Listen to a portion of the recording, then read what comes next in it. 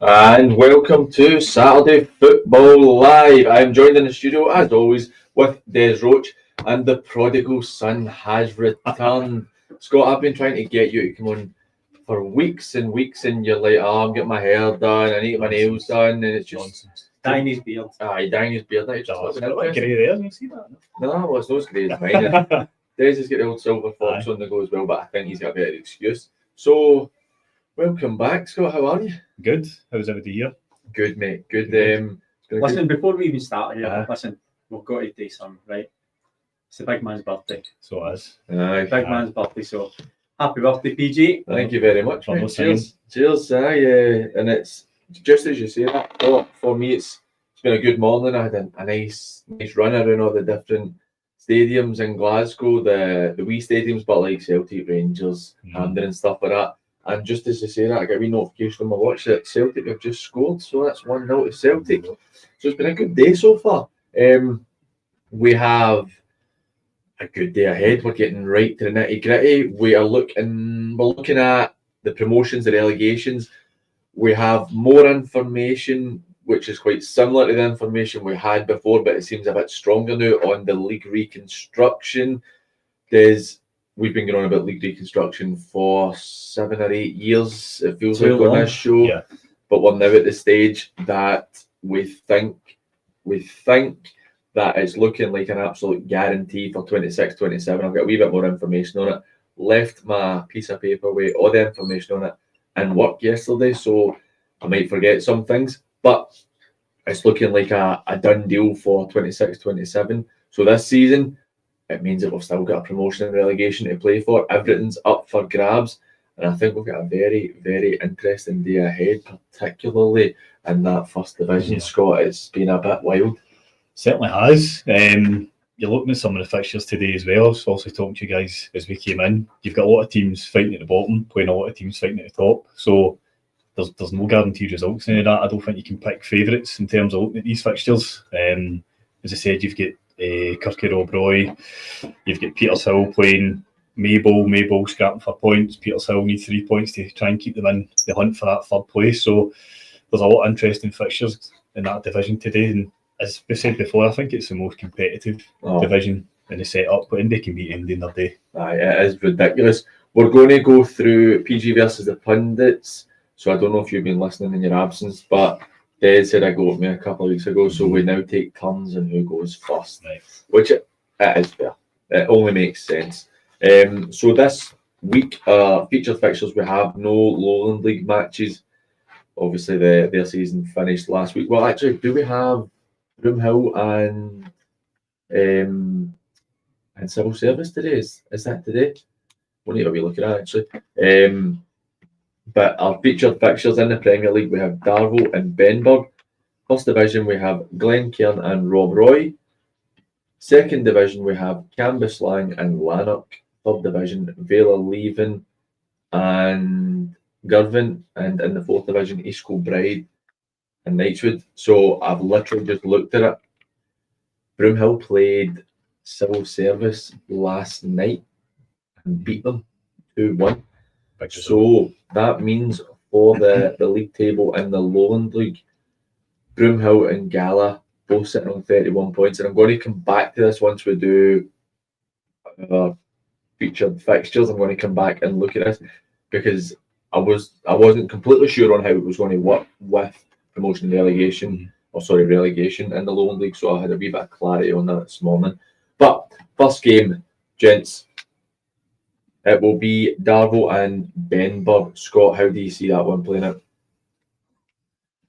I do not know. I'm not going to lie. It's difficult for me because Darvel have had a couple of decent results probably in the last kind of 6 weeks or so. Benburg have been a bit kind of free fall, to be honest with you. There was a point in time we were looking at the league table and it was will they get dragged in, will they not get dragged in, and they failed in the table. So I've backed Darvel a few times, given the squad they've still got to win some of these games, but they've not produced when it's mattered. I think they could have a draw in that one. It is. I'm going to go for Darvel. Yeah, I just think Ben's can he buy a win at this moment in time. Darvel are at home. They're all but relegated in the position they're in, but they've still got a lot to play in. I don't think for a second Michael Oliver will send that team out to anything other than a winning intentions. They're obviously still feeling aggrieved from what's happened with the Johnson Borough episode, so they've got everything to play for. And they've got a lot of strong characters in that team as well. So I'm going for a Darvel. Right, so you need to decide between yourselves, Darvel or the draw. We'll go with those. This one. Shows me one. So you guys are going for Darvel. I'm going to go for the draw. I think that Benburb beat Pollock 2 weeks ago, and they narrowly lost to St Cadoc's last week, despite St Cadoc's not having the best run of form. But I think that they'll maybe be able to nick a wee draw. But if I had to lean towards somebody, I'm probably leaning towards Darvel, but I'll go for the draw. I know you're saying that the Bens beat Pollock, but the Bens beat Pollock every year. That seems to be the only thing. If they could play Pollock 30 times this season, then they would go undefeated. In the first division, we've got Glen Kern and Rob Roy. Glen Kern sitting in 4th place, Rob Roy sitting in 13th. Very contrasting feelings on this one for either team, because obviously Glen Kern are looking to probably in an outside hope of winning the league. I don't see that happening, but it's promotion for them. Rob Roy are looking to avoid relegation, and it's really tight at the bottom end of the table. I'm actually going to go for a draw in this game as well. I think that Rob Roy are better than where they are, despite the league position not normally being wrong, but I think they're better than where they are. And I think Glen Kern, I know they did a really good one against Thorneywood the other night, but I think that they're not in brilliant form, and they have been slipping a wee bit recently, so I'm going to go for the draw on that. Des, how do you see that playing out? I agree that I don't think Rob Roy are in a position that reflects in the ability in the squad. We all know Gibby, really, really good guy. I think it's quite telling that they're coming on a better form late on the season, but that's only to be natural given the fact we've got a whole new squad, a new stadium, etc. They're playing at. I think this is a pivotal game for Glen Kern. If they have got any aspirations of not just winning the league but getting promoted, then they have to win it. I think playing at the Hamish McAlpine today. Is that part of the first question? Do you think I'd be saying that? would you have known it? I would have actually, yes, I would have. I think this is a defining game for Glen Kern, and I think they've got enough in them. Just if they've got any aspirations, then they have to win this game. So I'm going for Glen Kern. Scott? Yeah, totally agree. I think it's 3 points today for Glen Kern. I'm just looking at things like the stats, but a stat man, and Rob Roy just only scoring goals. But you're looking at their goals for Glen Kern, they've nearly scored double the amount that Rob Roy scored. So I just don't see them getting the goals to even win the game. So I can see it being a comfortable result actually for Glen Kern today. Comfortable? Yep. Fair enough. Scott, second division, Camas Lang and Lanok. Again, another fixture we were kind of touching on earlier on. The top of that league's really heating up. For a long period of time, the top three, as if they were a bit settled, but we just didn't know what order it was going to be in. But Lanok are obviously pushing right back in. I think Lanok, again, a very similar game in terms of what's for stake for both teams as the one we just spoke about. If Lanok have got any hope of getting that third position, they need to win this today. If they don't, I think it could be a wee bit of a stretch for them. Camas Lang, obviously, right on the precipice of potentially getting relegated, which you would never have thought. But I would still fancy Lanok today to get the job done. Des? Yeah, total agreement. I think Lanok again, as we said, with Glen Kern, if they've got aspirations to go up, they've got to win it. And Lanok they're one of these teams that always have to get around, 100%. And when they get beat, it's maybe only by a goal or so. There's never much in it. But I think that Camas Lang are not having a great season, and I think Lanok have got too much to lose if they don't win this today. I'm going to agree with you. Lanok 4 wins in a row. They are looking like, Scott, what you said there is something we agreed on. That it looked like Whitlets, Nielsen and Muirkirk, who was going to go where, but it would be the three of them. Lanok are now in a position where you're thinking they've got a good chance of making it. And I know that The other teams have got games in hand. Well, sorry, Muirskirk have got games in hand. But they're only 9 points behind Whitlets with 2 games in hand. And the way Lanok are playing, those 2 games could definitely be won. You know what I mean? I think today's is one of those ones that they'll win, because you also look at Camas Lang, 1-11 in the league.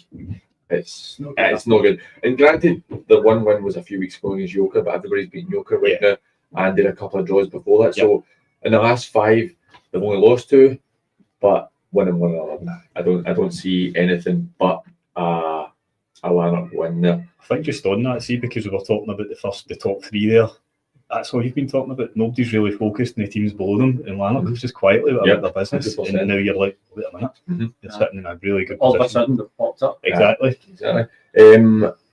They're leaving in Girvan in the 3rd division. I'm going to go for Girvan in this one. I think that they've had an upturn in form, despite losing last week to Glasgow United. I think they've had a real upturn in form. They are struggling for wins at the moment. They've had a couple. I mean, the 4-1 defeat was a heavy one against Irvine Vics last week. They did beat Wishaw the week before, but again, everybody beats Wishaw at this stage. They've had quite a few games where they've lost 3s and 4s, and I just don't see them being able to get it. So I'm going to back Girvan, and potentially for Girvan, if my maths is right, if Irvine Vics lose as well, then Girvan are safe in the 3rd division. So, Scott, how do you see it going? I'd probably go with Girvan as well, to be honest. Just basically another point you've mentioned there is what I was kind of thinking the same thought process as well. They've had a couple of big losses recently there, even as you said. The Irvine Vics one's a sore one. It's a team right below you in the league. You're obviously looking to get a more positive result there. So Girvan have obviously struggled this season as well. Kind of hit a miss at times, but I think Girvan will get enough to see them through. Yes. Yeah, can't disagree with anything that's been said previously. I think this would be a really good first season for Dean, keeping them in the league. He knows what it's all about. Be able to attract his own players again next summer. I'm going for Girvan as well. Yeah. And the final one, East Kilbride and Nightswood. How do you see this one going? Now, it's easy to say that Nightswood, where they are and where East Kilbride are, it's easy to say that, but obviously knowing the people that we know, I think East Kilbride, Nightswood have got a limited squad today. I would still like to think they've got the quality to go through it. But part of me, my head's saying a draw. Mm-hmm. My head's saying a draw, but knowing Tony and Michael here, I want Nightswood to win it. I know you don't. I don't know why you're saying that. We all know, everybody knows why you're saying that. I don't know. This is one I'm told. I'll let Scott make the decision. Why don't you discuss between yourselves then? Next thing I was going to say is, no disrespect to East Kilbride, but it's not the best surface. Do you know what I mean? The weather's poor today as well. Exactly. And it's no great weather today either, so that could be a leveller, and that could benefit East Kilbride. Do you know what? I'm going to stick with it. I've been a Nightswood guy for the start. I'm sticking with Nightswood. Stick with Nightswood. I'm sticking with Nightswood. It's tough. It's tough. This is a hard one because they've done a couple of funny results this season. So the cups, do you know what? a couple of good results. New management team as well. Exactly. This might be the making of Nightswood as well, though. Having to rely on some of their 20s and having to rely on a couple of injuries today, and like say a couple of 20s, and it could go the other way as well. But as I said, in a day like this, bringing in the 20s, they might not fancy in the surface, the weather. If your 20s coming up, you know what to take to seize that Hope opportunity. you do. Let's because this is a featured fixture, so we will hear from Michael Pender later in the show. So let's not go too deep into it. Des is going Nightswood. Scott, what are you thinking? I was actually thinking okay, but we'll equalise it. Sounds a bit mad. We'll equalise it and go for a draw. I know, but this sounds mad. We'll go for a draw, right? It's funny. We'll go for a draw. I'm looking at a draw as well. It does sound like a mad result because they're sitting 13th. East Kilbride. But There's a lot of change. Exactly. But the new management coming in, 100%. that might mean a couple of new players. They've got that potential lift and looking like there's going to be that money in the club. Mm-hmm. I've got a funny rumour that I'd like to spread as well. Not like But it. it's a rumour. It's a rumour. I've heard from two separate people. Is that the one we spoke about last week? So the rumour being from two separate people who are not connected to each other. Right. Apart from WhatsApp. But you know how these things go, right? So I'm not saying this is fact, but East Kilbride apparently offered somebody £90 a week plus a season ticket at Parkhead. No way. Genuinely, that's what I heard. How's he going to play if he's got a season ticket at Parkhead? Well, Celtic almost never play. Celtic Rangers don't really play in Saturdays, you know what I mean? So what about the days he does? No, I don't think so. I'd rather just take the money that you're paying for the season ticket. Do you know what I mean? It's funny. But so I've gone draws nearly across the board here. Darvel and Benburb, I've gone draw. You've gone Darvel. Glen Kern, Rob Roy, I've gone draw. You've gone Glen Kern. We've both gone for Lanok, both gone for Girvan, and I've gone for a draw, and you've gone for a draw for East Kilbride and Nightswood. I think that it's going to be an interesting one. Mm-hmm. That East Kilbride and Nightswood in particular is going to be one we're going to look at. So we'll start in the Premier League. Benburb and Darvel. Is it Darvel? It's a really good surface down there. But I think there's going to be a lot of nerves in this game. It's because for me, looking at the league table, you're sitting with Benburb on 19 points, played 25. Darvel, 15 points, played 26. If Darvel don't win today, they're done. They are done. If they do not win, they're done. And do you know, we've actually got a really big game in the Premier League as well. It could have been a featured fixture between Hurlford and Shotts, which I think that, you look at Shotts beating Johnson Borough 4-0 the other night. It's so interesting that how it could go, and we're not completely ruling out. We're not completely ruling out Garth Cairn in a sense, because they've got enough, and the new management bounce, they might get 3 wins.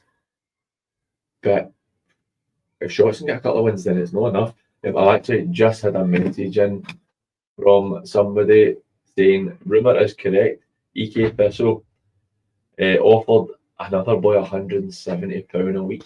170? That's £170. That can't be right.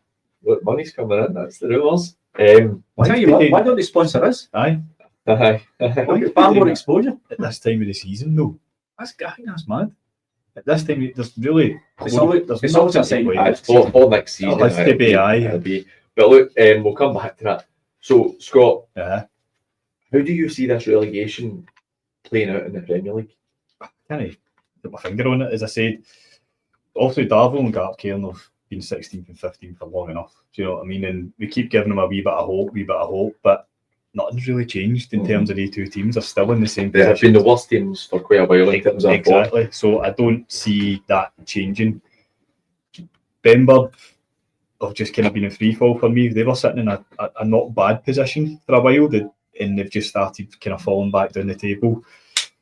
Shotts, we've spoke about that before, they were pulling together some results, but albeit they were getting a lot of draws. But a point is massive when you're down at that end of the table. Great result during the week there, but they're not out it either. The only thing today with Darvel and Benburb, their records are pretty similar in terms of they've won 4 games, they've drawn 6, one's drawn 7, one's lost 14, one's lost 16. So it could be a tight game, but then again it could be goal galore. Both teams know we need to win this game. So a draw's not really any use to any of them. Probably more use to Benburb, but in the grand scheme of things, somebody's going to need to win this game. Could we be looking at Darvel winning today, right, and potentially getting relegated because of that point deduction? Oh, very easily. Then the nonsense with Johnson Borough. So there's 6 points. Yeah. Now, if you take these 6 points, even 4. Okay, you take 4. That's taking them up to 19. So that puts them in level with the Bens. I've said all along, I think Shotts have got enough in them to stay up. I think the result midweek just shows you the results they've got. They've also got the most experienced manager, and that's no a slant, because you get David Winters obviously at Benburb, who's a very good career, but it's still pretty new management. Ryan McStay and Darren Barr particularly Darren had a tremendous career. Mick Stay had a really good career of winning the first division and stuff like that. But brand new in management. Mick Oliver, tremendous job at Ashfield and did really well at Ayrton as amateur. Yep. But at this level, still pretty inexperienced. Where John McEwen's No, John McEwen's long and died in the world. I just can't see past the current bottom three when Bamber, Glen Kern and Daryl. I just think that's your three that are going. Yep. I'll put on, we'll hear from David Winters. I said, is it a must win? When I spoke to him on Thursday, I said, is it a must win or a must not lose? So here's what he had to say on it. Yeah, how we doing? Yeah, good to be on the show. Saturday's game, I must win. Absolutely. I feel as if it's every game right now is a must win. It's been saying it for a couple of weeks now that we need to get points on the board, and we managed to get 3 points against Pollock recently and almost got a point against a good St Caddock side. So we're capable of winning games. We went through a wee bad run, but we played against all the top teams. It's your Troons, your Talbots, your Clydebanks, and we found it pretty difficult, as you can see a wee gulf in the fortunes in that sort of sense. They've got all the money and all the big players and stuff, so it's hard to compete with the level of strength and depth that they've got in their squads, you know. But we plugged on. We keep believing, you know. In this run of games, from the Pollock onwards, the last sort of 6-7 games was the games that we were targeting to as must wins. We need to get points on the board. If we're going to stay in the league, then we're going to have to win games to do that. But we can't rely on other teams getting beat. We need to just take care of our own business. And if we take care of business on Saturday, then it would be a massive push for us to sort of climb the league and get closer to Shorts, who evidently won last night against Johnston Borough. So they're away to Hurlford at the weekend. So something's got to give there, because if Shorts win that game, then Hurlford maybe drag back into it a little bit, but only drag back into it if we take care of our business at Darvel. But it's by no means a foregone conclusion, as me and Robbie's watched Darvel a few times, and they're in a wee bit of a false position, in my opinion, as they're a good side and they've got some good players, so we know we're up against it, especially down there. So it's going to be difficult, but we go into every game basically with a game plan to try and win the game, you know. Well, I like that he did say that it's a must win. We're now at the stage where there is only must wins for them. Yeah. And you've got to be looking, surely Paul Adams has put a comment on that, just drew my attention to it, because what really caught me was the fact that he said, I think Des is spot on. I don't know what he's talking about. He's also correct. This is how it is now, is how it will finish. I think so. It's quite interesting listening to him saying that himself and Robbie think that Darvel are in a bit of false position because of the team. And we've touched on it so many times about how Darvel they went that long spell without losing in 90 minutes. It was like 8, 9, 10 games. Yeah. But they're no winning games, and they're now losing games quite consistently in the league. And this is where we're going to look at the character of the squad, isn't it? Now, I think bringing in Kieran Healy and bringing in Jason Naismith as well, that's why they've brought them in. Guys with experience that have been over the course. Obviously, Naismith got experience at senior level. Yeah. Kieran's been at Auchinleck for a number of years. Yeah. It was with me at Renfrew. This is where Michael's going to rely on the strength of character in his squad, and it's all in their hands. Now, I take no pleasure in saying it. I don't think they'll have enough to get through, but I think what Michael will have is a really good basis to start again next season. What did we say earlier? Teams getting relegated isn't always the worst thing, because it gives them that chance to rebuild and reset. This is different. Yes, this is what I'm going to caveat it with. The caveat is Darvel have been used to such success and such financial backing. I think that they now have to reassess and reevaluate what their aspirations can be and should be, given what they're going to be working with. So. If Darvel stay up this year, are they going to be able to afford a squad that's not going to put them in the same position that should without a penalty? Because that's where they could end up. Yeah. They could end up there on points alone by not winning games. Mm-hmm. But if they go down, reevaluate the money, look at the squad, look what we can afford, they could be a force in that first division. Yeah. As I say, I take no pleasure in saying that, but I just think you've got to be a sense of realism down there now. What do we think? Does Mick keep his job if they go down? 100%. Do they have the same budget if they go down? I think the decision there is, does Michael want to stay there? Yeah. So you've got the issue as well of what it means potentially, where you'll have 8 teams by the looks of it getting into the Lowland League West next season. And I'm hearing that nobody from Tier 7 will go in. So if you get relegated, you're not going up. I mean, even if you win the league, you're not going up. You're just going, well, you are going up, but you're not going straight to Tier 5. No, you're going to the Premier Division. Which is, in itself, is quite worrying for them. It's an opportunity missed if they don't stay up. But they've not done enough this season. They've really not. That is the long and short of it, is that they're sitting with 15, potentially 18 points if we don't look at the deduction in 26 games. But see, when you're looking at that as well, what did we say before? Sport and meritocracy. You merit to go up on your own sporting endeavours. So if you're getting relegated and you can get promoted because you've got a licence, I'm sorry, that doesn't cut it to me. No. It's going to be we will talk about this after your phenomenal quiz days. And apologies to people listening if you can hear the party next door. It does seem like a particularly good one today. Moving on to the first division, which I've got a mate who's a Morton fan, and he was talking to me about how good the championship is, and I sent him a picture of the top 7 in the first division and said, this is the best league there is in Scotland. And it's just ridiculous how tight this is, and I think this is going to be an absolute bumper of a game between Rob Roy and Glen Kern today. So I generally still see Glen Kern winning this comfortably. What makes you think comfortably? I just think, I'm looking at the amount of goals that Glen Kern have scored this season, the amount of goals that Rob Roy have conceded this season. You're coming up a team that's basically scored 72 goals this season, right? I think they've got one of the highest goals for column in the league, and I think Rob Roy have got potentially one of the lowest in the league. So lowest in the league. So for me, I just can't see how that changes today. I think, given the fact that Rutherglen, if they've got any aspirations of getting up, as Des says, they have to win. They have to win. Defensively, Rob Roy are the third best team defensively in the league. Bizarre. I think most of those results came at home. Yes. And they're away.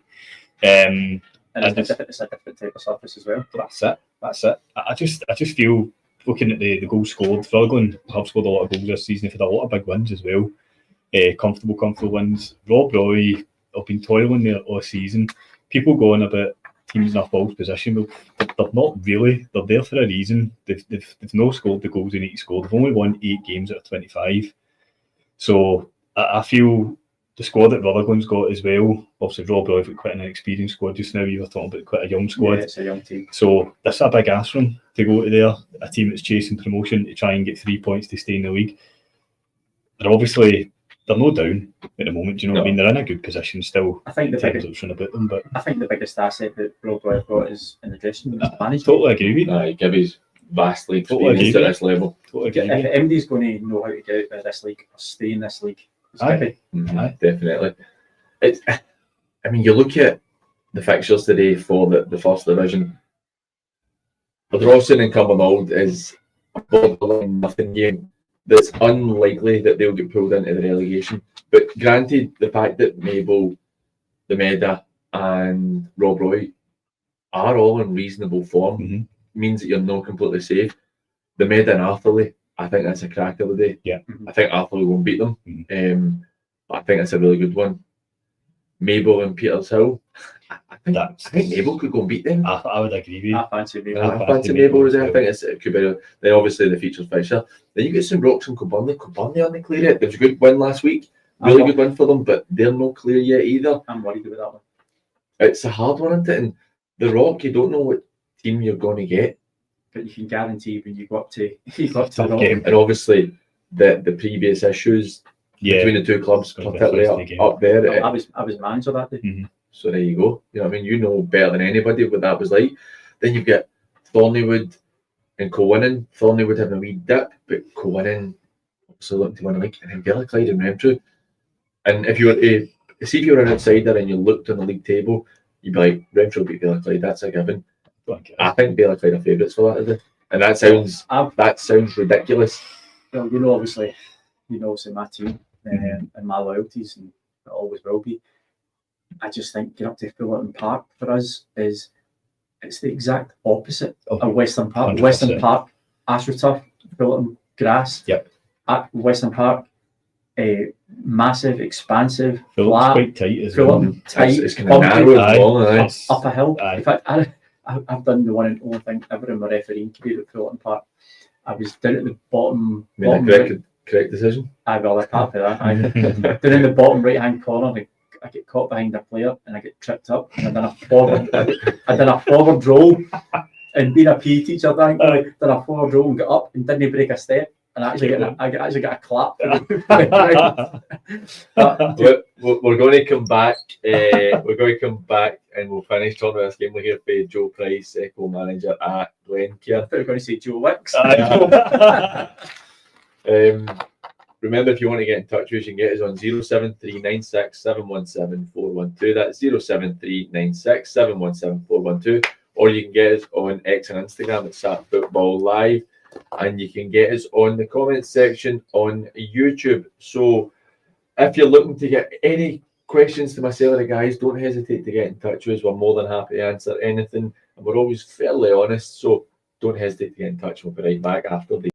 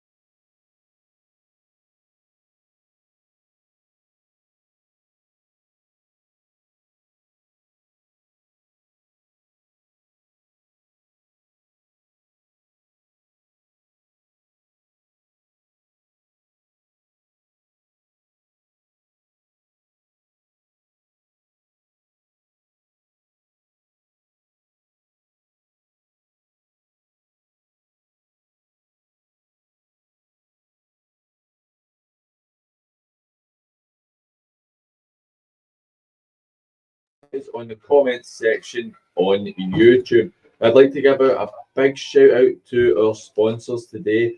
Our main sponsors, as always, are the mighty VSN.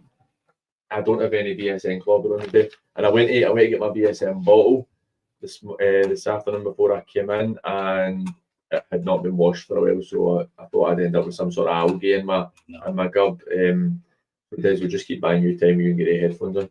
And so if you're looking to get any new kit or anything like that, then check out VSN. You can get in touch with Gary, and I've got the number at the bottom of the screen, but if you're listening to it on the radio, then you go 01418837612.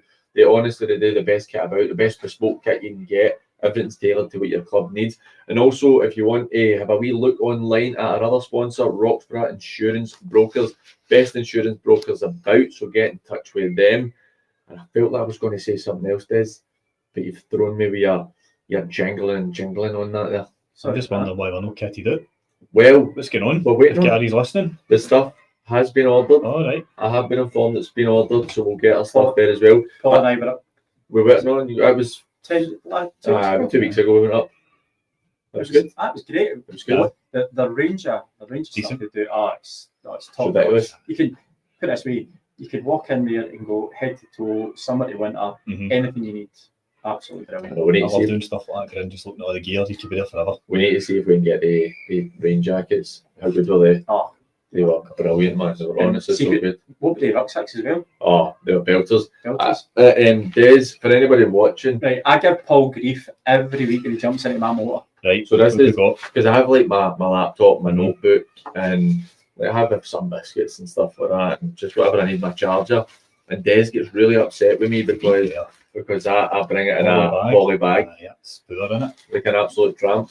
Right, Yeah. it's not a VSN bag, but at least I've got a decent laptop carrier. 100%. Well, I'm just waiting guys to sort me out, man. That's what it is. I don't As well. think it's that bad, right? It's Sainsbury's. It's not like it's remember QuickSafe. Do you remember? Safe, Yeah, I wouldn't even go. QuickSafe. Do you remember Presto? No, we're not old enough for that. Absolutely amazing. No, I remember. It shows you why I was No. bloody teaching you. That's Shows you what what it was. primary school lunches, but Aye, 100%. you thought you were cool graduating for your lunchbox to a plastic bag, didn't you? You'd have. I think I just went into Chippy. No, I wasn't that bad, to be fair. I was an athlete back then. Right. No, he wasn't. No, but trust me. Let's get back to Glen Kern and Rob Roy. So, spoke to Joe Price, co-manager at Glen Kern, and asked him, we've got 4 games against relegation teams remaining after today. And it's like, I've asked him, how is that in comparison to having teams up the top? Because they've got the same in line, they have to win games against them. And it's very much a different beast, because teams who are fighting for relegation at the end of the season are very dangerous. Yeah. So here's what Joe had to say on that. Yeah, the next 3 fixtures, if you look at them, we're playing against Premier Division clubs. We're playing against Rob Roy, Kilburnie, Mark Meadow, who will all rightly feel they should be playing in the Premier Division because they're top clubs at our level. But for one reason or another, they found themselves at the wrong end of the table, and we know how difficult it's going to be. Playing against these 3 teams. They're fighting for survival, but they've got the real proper clubs, and it's going to be just really difficult for us. We have struggled against the teams in the bottom half of the division, but we're now playing against, as I say, 3 teams who feel they should be in the Premier Division, and rightly so, because they are 3 Premier clubs. But we've just got to, I know it's boring, but you've just got to take the first game as it comes, and it's Rob Roy. And we know we were very, very fortunate to get a point against Rob Roy up there. So we'll need to play much better than we did up there if we're going to get the 3. And that's the aim now. It's just to look at the next game, see where we go, and see if we can get the maximum points out of every game we play from now. Because I think if you look at the league table, the top 3 teams are in the box seat now. But we've got to give ourselves a chance. And if any of them slip up, we've got to make sure that we're there in a position where we can capitalise on that. Do you still feel the same, Scott, that they're going to go and comfortably beat them, when Joe said they've struggled against the teams at the bottom end? They were lucky to get a point against Rob Roy. I know we spoke about the Park, but they were lucky to get a point against Rob Roy. Mm-hmm. Different time of season as well, but they still get back to it. Like, if they've got any aspirations to get up, they need to win. And obviously I feel Rob Roy also need to win. So for me, they can't sit in and try and defend Rob Roy a point. Might not be the worst result, but it doesn't really get them into trouble if Maybole win today. So if Maybole win today, they get a point. Rob Roy are now sitting obviously down in the relegation zone. So the way I see the game pan out, I think Rob Roy will have to open up at some point, and that's when they could find themselves a couple of goals down. What do we think it means for... I've backed Arthur to beat the Meda today. Mm-hmm. What does that mean for the Meda? If we look at it right, for Tottenham's sake, Mabel and Rob Roy can both don't get results, that's the Meda sucked right back into it. But see, the thing is, they're celebrating your birthday, Paul. Paul's one in for the jelly. Listen, Meda aren't there for they're there for a reason. Mhm. They're just plainly not being good enough. And I can see Maple getting the points at Petershill, as already said. I can see Glen Kern beating Rob Roy, but see, if it was a draw, it wouldn't be a massive surprise. I do think that Athley will beat Meadow, because I think Athley now need to put the banners on. Yeah. They need to put the charger on. It's looking like we will as well. Yeah. I think so. I do think so. If Bailey gets sucked into that, have they got enough about them to turn it round? I know Jamie's had a bounce at them since he came in, but that only can last so long because you've still got the same players. Yeah. He's bought Brophy in, right? That should make a difference. Yeah.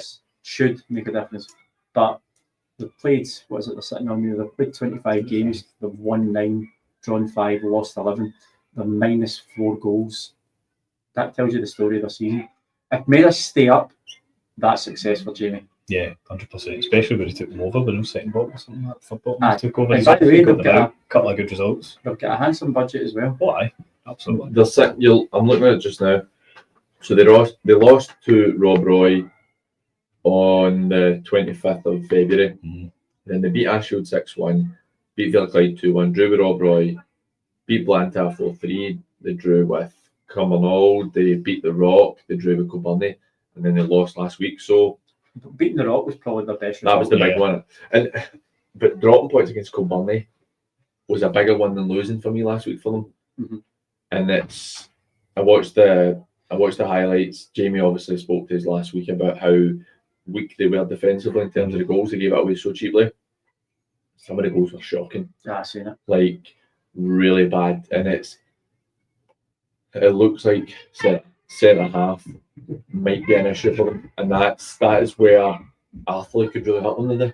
And I think it suits Athley being at Meadow Park instead of Pinterley, because Pinterley is a bit of a quagmire, you know what I mean? And it's going to be so difficult for them. We're going to move on to the second division, where we have Camas Lang and Lanok. Camas Lang, a couple of seasons ago, were in the Premier League, then went down and then got relegated from the first after the season there. Looking like getting relegated again potentially, because I think Les Mahigo have got enough about them that they'll pick up points. Yeah. And they've got the 3 games in hand. I think they've got enough to go by them. I think the saving grace for Camas Lang might be that I don't think that Ants and Forth are good enough to go and pick up the required points to overtake them. But do you think that Camas Lang should be really worried about their position? Oh, 100% they should be worried. I think, if anything, when you're looking at it, Forth, I mean, they've got 3 games in hand on them, right? 3 games in hand, 6 points, so there's 9 points available. Can I see Forth picking up 9 points? No. That's the only saving grace, because for all intents and purposes, in my opinion, the Ants are gone, Craig Mark are gone. Forth is the only one that really can. It's a shootout between Camas Lang and Forth. If Camas Lang, they've got 3 games left. Camas Lang win 1, I think that should be enough. Mm-hmm. But they're away to they've got Lanok today. I don't see them winning that. No. Forth have got today. They're at Bonneton. They've got Bonneton at home. That's an itchy one. I could probably see Forth getting something from that. At least a point. I don't see them getting beat. It's all in Camas Lang's hands. If Camas Lang really want to stay in this league, if they really have that desire, they've got to win today. Yeah. They win today, which I don't think they will. They'll get a couple of games left. I think a big saving grace for me, I might be putting my neck in the line here. The Ants are playing Craig Mark today, and I think Craig Mark will beat the Ants. Both of them are gone. But what it means in terms of Camas Lang, if the Ants lose, and even if Camas Lang lose, right, they both have 3 games remaining. Yeah. And there's 4 points in it. The Ants are not going to win No. the last 3 games.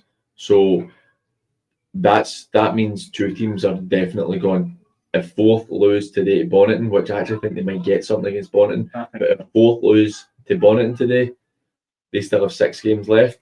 But again, are they going to pick up potentially 3 wins at the next 6 when they've only won 5 in the last 24 if they lose today. And that's what I was saying there. Yeah. To me, Forth are the only threat to Camas Lang. The only threat. St I Anthony's and Craigmark. Because Les Mehigo might as well go past them. But I think that they just need to worry about, like we'd say, those 3 teams, and I think that they probably might just be safe based on others not being good enough. That's it. I think that's what it's came into. It's a really poor season for Camas Lang, considering they get relegated last season. You look at the players they had at the start of the season. 100%. And obviously being at Neilstein last season, I know some of the boys they had last season, some of the money was paying last season, and to find yourself in this position it's unacceptable. Absolutely unacceptable. It's ex-Premier League players. Exactly. You had Andy Gegg and you had John McMillan in there at the start of the season. I think there's a real mentality problem at that club at the moment. I agree with you. I think there's a lot of guys with egos that think they're better than they are. I think they're just going to turn up, win games. I know it sounds quite cutting, but my eyes don't lie to me. This is what you've seen for a number of years of them. And I completely agree. Whereas when I saw them play against the Port early in the season, I mentioned this a couple of times on the show, Portland did it 10 men, comfortably beat them. I mean, 2 divisions apart. Yep. And what I would say is, it's not a lack of ability, because they clearly have ability. They do. But what I would say is a mentality thing and a fitness thing. The shape of some of their players, guys who are good players. Yep. It's just, I just had a conversation with somebody last night. There's this something we spoke about in the show is, and the person I spoke to last night said to me that football's changed now.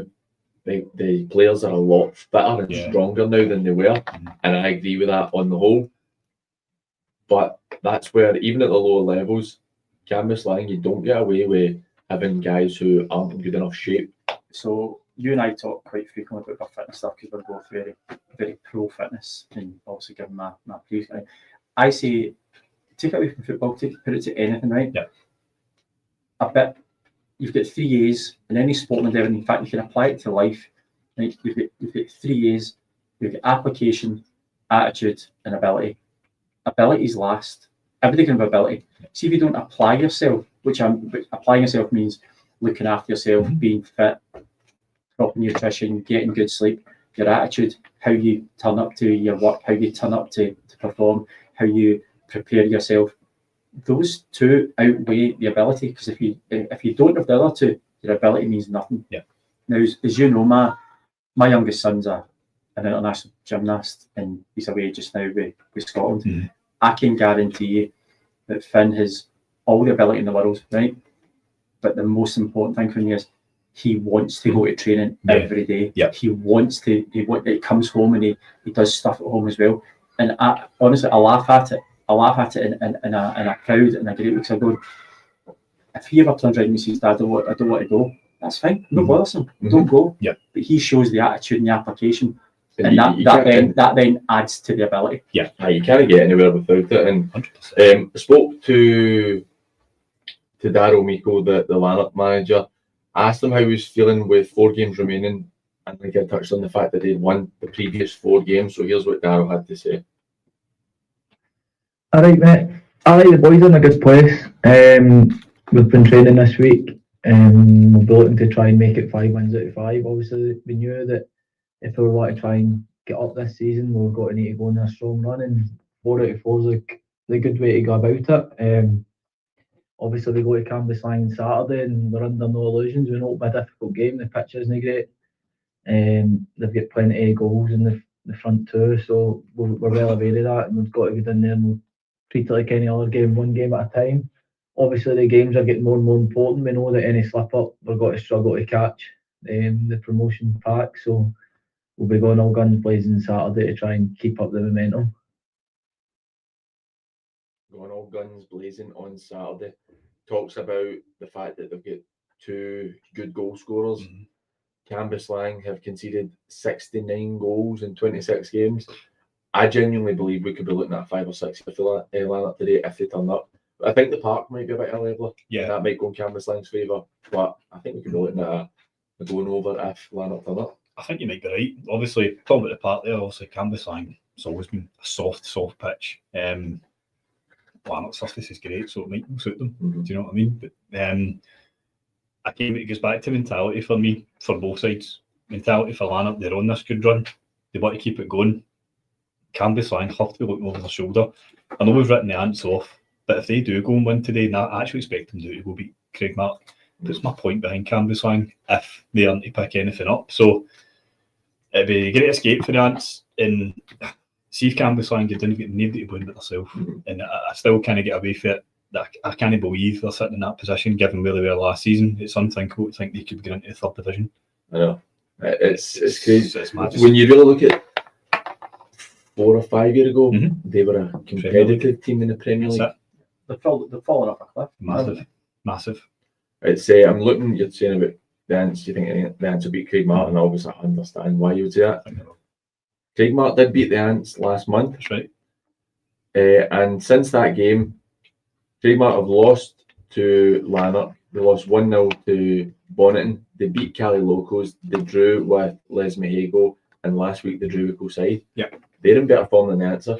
And I think that they've added quite a bit of quality relative quality in terms of where they are. And I think it's a struggle to see where they're going to go. Ask Daryl.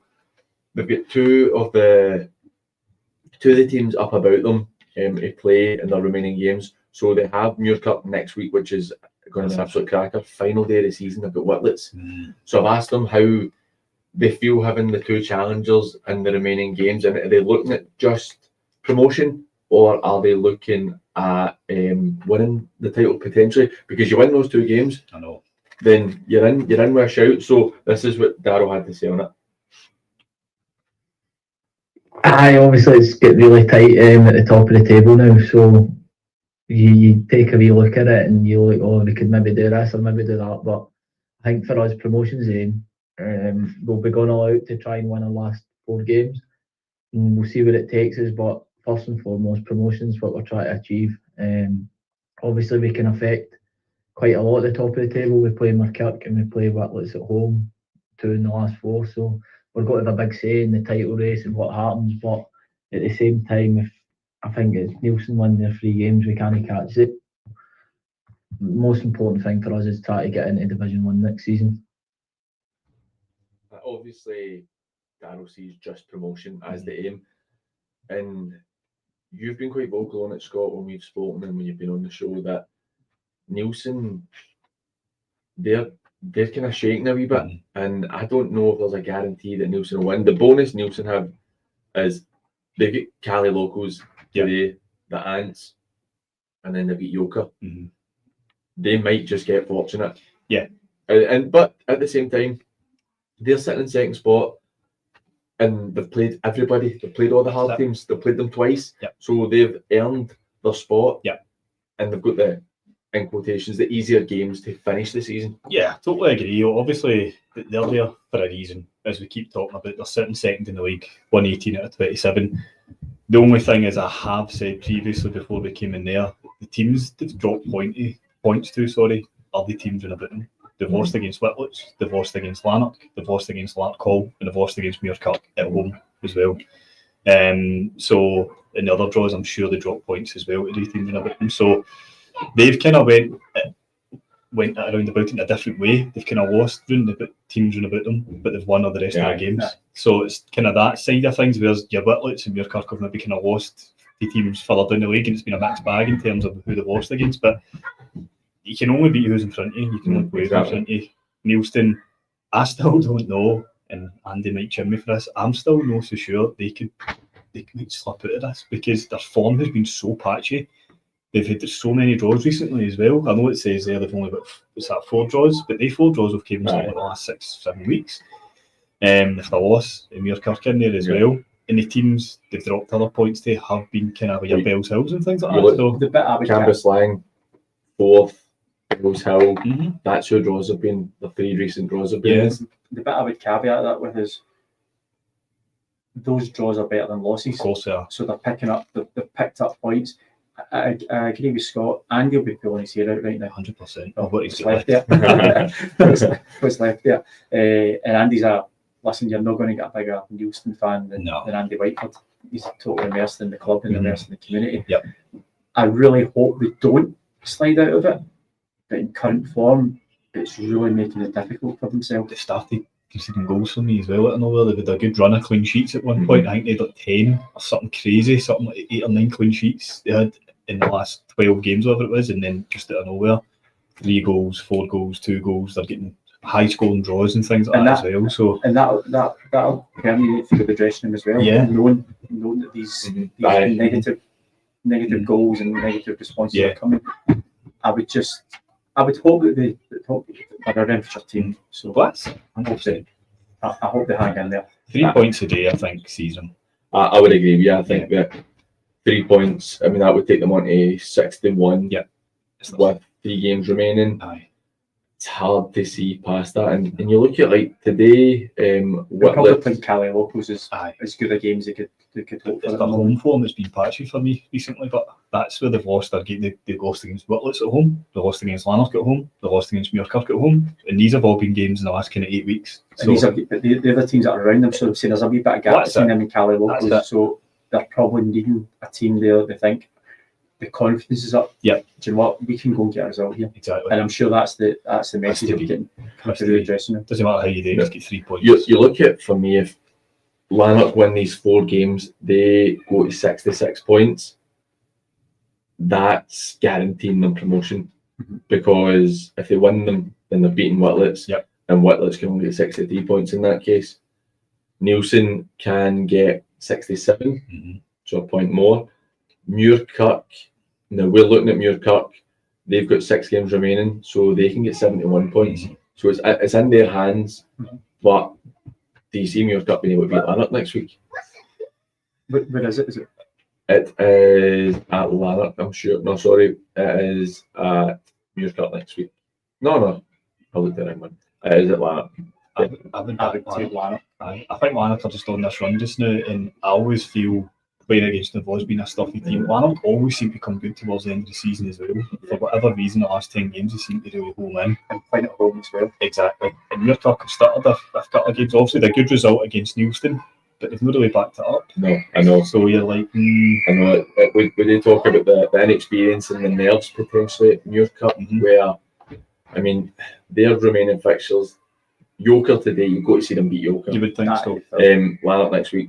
Lesme Hago, a really tough one because of what Lesme Hago are playing for. Yep. Lark Hall, who you just don't know what you're getting at Lark Hall. Then they've got Camas Lang, who they'll beat, I imagine, because Camas Lang will probably be safe at that point. And then they've got Lark Hall final day. Again, you just don't know what you're going to get with Lark Hall. Tough fixtures, aren't they?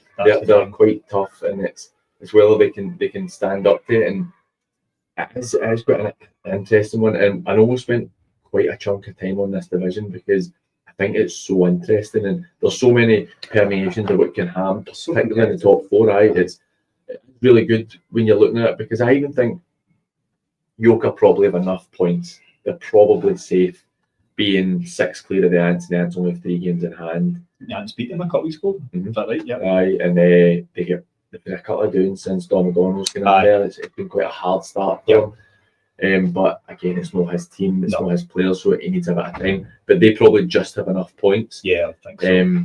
So you're looking at maybe only 5 or 6 teams in that league who don't have anything to play for. And it's definitely an interesting one. But look, we're going to go to another break, and then we're going to have our kickoffs coming in, and we'll get through the 3rd division game, the 4th division game, and then we'll move on to my favourite time of the week. Go for Desi's quiz, which I think he was a bit upset because we did quite well last week. So he's going to start hitting us. To be honest, this week's is pretty straightforward. He'll come out like what shoe size is number 6 at Paul. No, I'm going to up the ante next week. This week's you should be getting that. I'm being fair. Well, we'll see how it goes, right? But we're going to be right back after this break.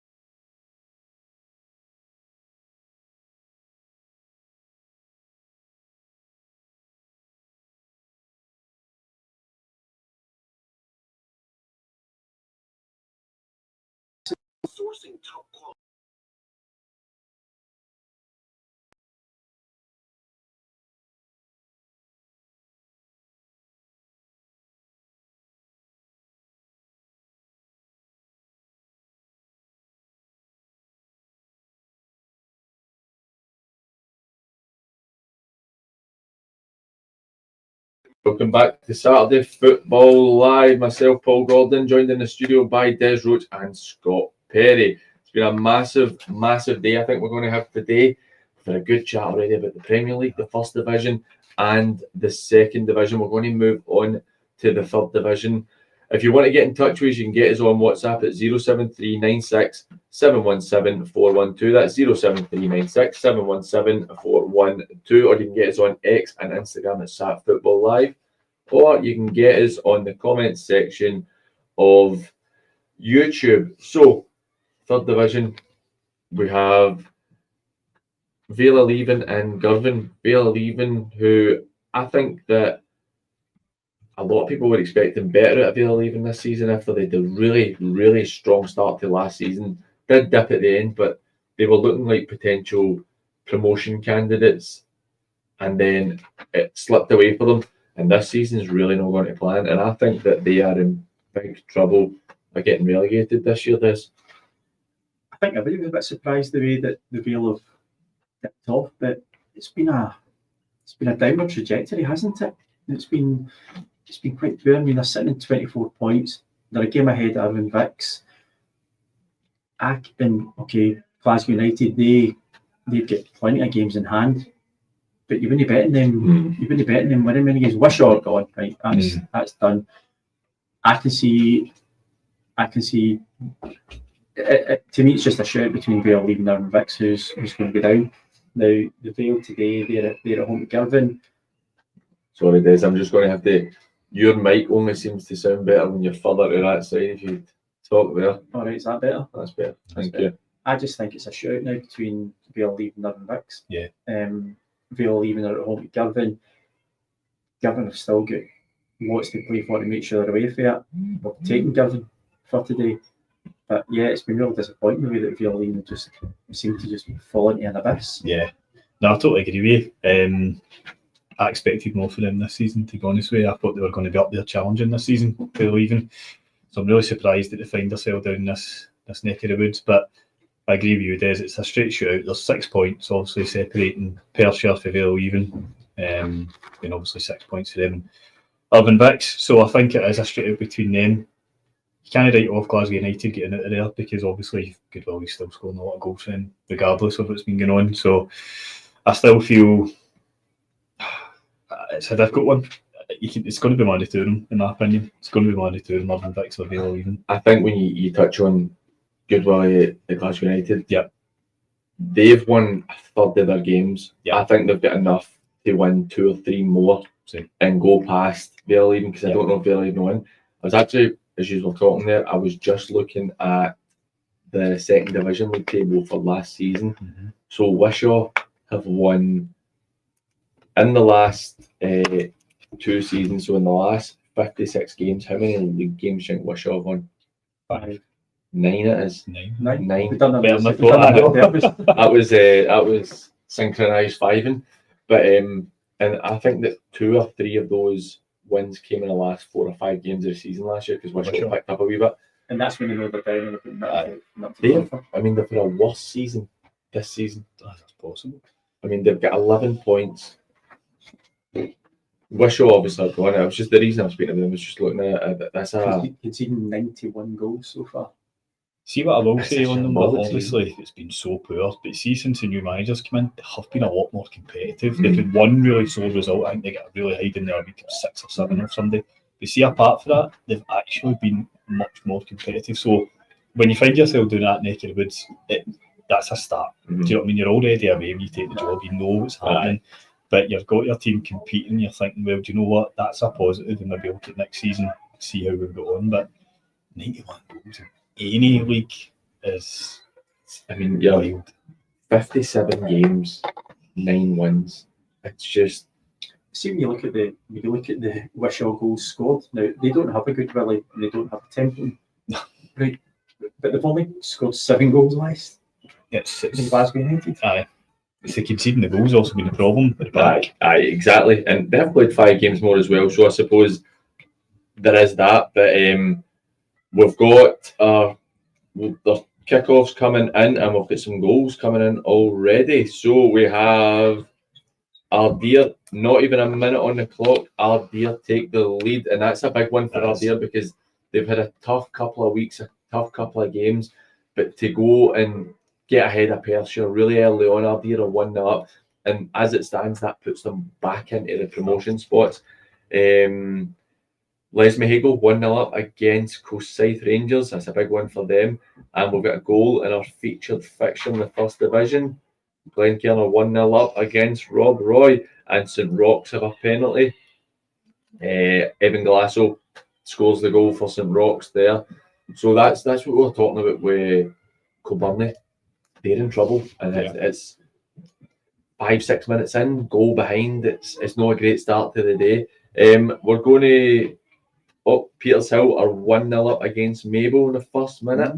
A goal from Stefan Graham. So that's a really important one to name. But Mabel will definitely score in my eyes because Petershill love a wee high scoring game.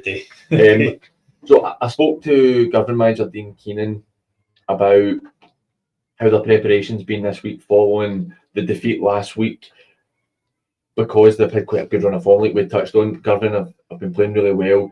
Losing to Glasgow Uni last week 3-2, but they'd beaten Lugar, got a draw with Doride, beaten Fanat, beaten Perthshire, narrowly losing to Ardeer, so they're in a good run of form. So here's what Dean had to say on how preparations have been for them this week. Preparations have been good, mate. I gave the boys Monday off so they could have a nice Easter Sunday, and then had them in on Wednesday, where we trained in the park. So always a wee lift training in the park with the net up. Worked on a few things, bit of shape. It's just really we've done all the work this year so far, mate. It's just really keeping the boys interested, keeping us ticking over, and looking to work on a couple of things ahead of the weekend. So spirits are good. We've prepared well and hopefully head there and looking for a positive result. I think that knowing Dean, he gave them Easter. He gave them a Monday up because Dean likes a good Easter Sunday. I was just thinking that myself. I think that they've got enough. They're sitting currently 6 points clear of Irvine Bix and Vale leaving in the relegation zone. If they win that, then they're done. They're good for me. They win the day. That's 33 points. They're leaving their own 24. I don't see them. No, they're not going to get caught. No, I don't think. I think that it's a big one for them today. I think if Irvine Bix lose today as well, then Govan win. Govan are safe. That's them officially safe. Yep. So it's a really big game for them. And for Dean. If results go in particular ways, you could potentially see both Irvine teams relegated this season. That's a good point. I hadn't thought about that. That's why I'm here. And start, man. Do you know, I think, don't get me wrong, I think Irvine Bix, it looks like Ben's starting to get it going his way. Yep. And I think that if they stay up, they'll have a better season next year, maybe mid-table-ish or something like that. Listen, I've worked with Ben. Ben was part of our coaching staff when we were at Mick Meadow, and then obviously he took over. Ben's a fantastic coach, great guy, really, really good guy. A lot of knowledge in the game from his time obviously in senior, then the amount of years he spent there. So I've got no doubt that if Vix, whether they go down or whether they go up, I know they'll be a better team next year for his guidance and the coaching team that he's got around him. It'd be very interesting to see if it's an Irvine Bix, Irvine Meadow derby next year. That would be very interesting, wouldn't it? But when would you ever say you would have a Irvine Bix, Irvine Meadow derby? When was Arsenal? In that division? Trivia? Well, they have one every year in the Mirimus game. No, but I mean when they're both in the same league. Yeah. That's what I was thinking. But if they both get relegated, that's a massive dent to the town. Absolutely. I think so as well. And do you know, like I'm saying there, I think that if they stay up, Ben could get in mid-table next season and rebuild. But see if they get relegated, because they'll not get rid of Ben. No. If they get relegated, could be a really good year for Urban Vics next year. Yeah. And they are definitely in a position where they could go and come up back and then look to push on again. And that again, going back to what I referred to, like getting relegated isn't always the worst thing. No. It gives you that platform to build upon and then build that momentum and build that confidence. Because I think the answer quite similar as well. If they go into the third division, they're going to be competitive. There's some teams like Wishaw. I don't think that Wishaw team's going to be overly competitive in the fourth division next year. They've got stones in their pockets. Exactly. And they're just lucky that it's the bottom of the ocean, you know what I mean, that they can't go any further. I know. But like you said, the new management team have steadied them a touch and they'll be more competitive. But I think that Urban Vics will be all right. Even if they go down, I think they'll be all right under Ben. And they seem to be going forward again, which is good because I remember seeing Urban Vics a couple of years ago and I thought they're a good side. For that level, they're a good side. And it's not really worked for them, obviously. Stuart McDuff took the team and it just didn't quite work for him. He was trying different things and credit to him, but it just didn't work. He took a lot of players for Saturday morning football as well, which I thought was a big risk. He used to run the Royal Union team. That's right, and they changed to Pollock, but at that level, Saturday morning, they were a decent side. They took some of the players. It's a different kettle of fish. Exactly, and straight away I thought this isn't going to work. Do you know? I felt for him. Do you know what I mean? Because he's trying to do the right things, and I thought, but it is a step up there. But people still think, there's not as much a step off as there is, but there is. I mean, there's players who could easily step up, but if you take teams, lots of them, you get the odd team that can make it work, but most teams won't be able to, and it is difficult. But we'll move on to the fourth division. I spoke to Michael Pender, the Nightswood manager. I think that the fourth division has gone from not very interesting at the top of the table to very interesting in the last 5 or 6 weeks. And it must be killing Tam Jameson that they lost the late goal to Nightswood. Because if they hadn't lost that late goal to Nightswood, they're sitting top of the league just now. And on current form, you're only looking at the Port going to win it. And it's a big one for Nightswood. Do they have enough in the tank to see it through and get just over the line? And it's something I'd asked Mick about, knowing there's only 3 wins left. That's all it needs is 3 wins. I mean, they've won so many games this season. You look at, they've won 21 out of 27. They just need 3 more. But are they going to be able to get over the line? They've got East Kilbride today, then they've got Eglinton twice. Eglinton can be a funny team as well, and there is pressure on them. You could go and beat Eglinton 4-0 one week, and then lose them 1-0 the next following week. It's that topsy turvy. But I'll tell you right now, I would bet my mortgage on it that Michael Pender would take 3 1-0 wins. Of course you would. Doesn't matter how you do it. Doesn't care how scrappy it's going to be. It will come off your centre half backside. Who cares? You don't care. That's it. But it's so tight, and like I'm friendly with the Nightswood guys, but I'm also friendly with Tam Jameson as well. So it's difficult. I don't like to split it. I think both teams have by far shown that they're way ahead of any other team in this league, and both teams will be very competitive next season as well. There's no doubt about that. It's so tight, man. It's so hard to tell. At one point, obviously, the Port Glasgow Nightswood game, that was a couple of weeks ago. And we looked at that, saying it could have been a potential dent to whoever took the points in that one. Because Nightswood won, didn't they? Nightswood won. 1-0, wasn't it? It was 1-0 late on. So we're thinking, is that it? And then Nightswood going through a couple of good results in Port Glasgow, just keep motoring along, and here we are. But when you look at Port, got 105 goals. I know, and it's just and I feel like the Port are getting better defensively. They're so prolific in front of goal. I mean, they're like Newcastle under Kevin Keegan. And they're great. They really are great to watch. And obviously, I'm massively biased, right? Yeah. But every time I go and see them, they just get better than they had been. And the improvement for last season, this Port team would be probably 5th or 6th in the 3rd division for me. And Nightswood likewise as well. Like that's why it's so tight, because the two of them are good sides, and it's really interesting. I asked Michael Pender how it's been the last few weeks, knowing that they've been promoted, and how that's been feeling for them. Hi, Paul. It's been a good feeling. Clinching promotion. Everybody at the club's very proud of what the players and the management have achieved, and everybody behind the scenes as well. It's something that in our second season is something that we're very, very proud of achieving. However, over the last couple of weeks since we've achieved promotion, it's been a tough spell for us. We've had a couple of suspensions and an awful lot of injuries, and throughout any season, when you're trying to do well and go for promotion or win leagues, that you're always going to have a blip, and it's just coincided at the same time when we've actually should have been achieving celebrating the promotion a bit more than what we have done. I wonder if that's been a factor in it, where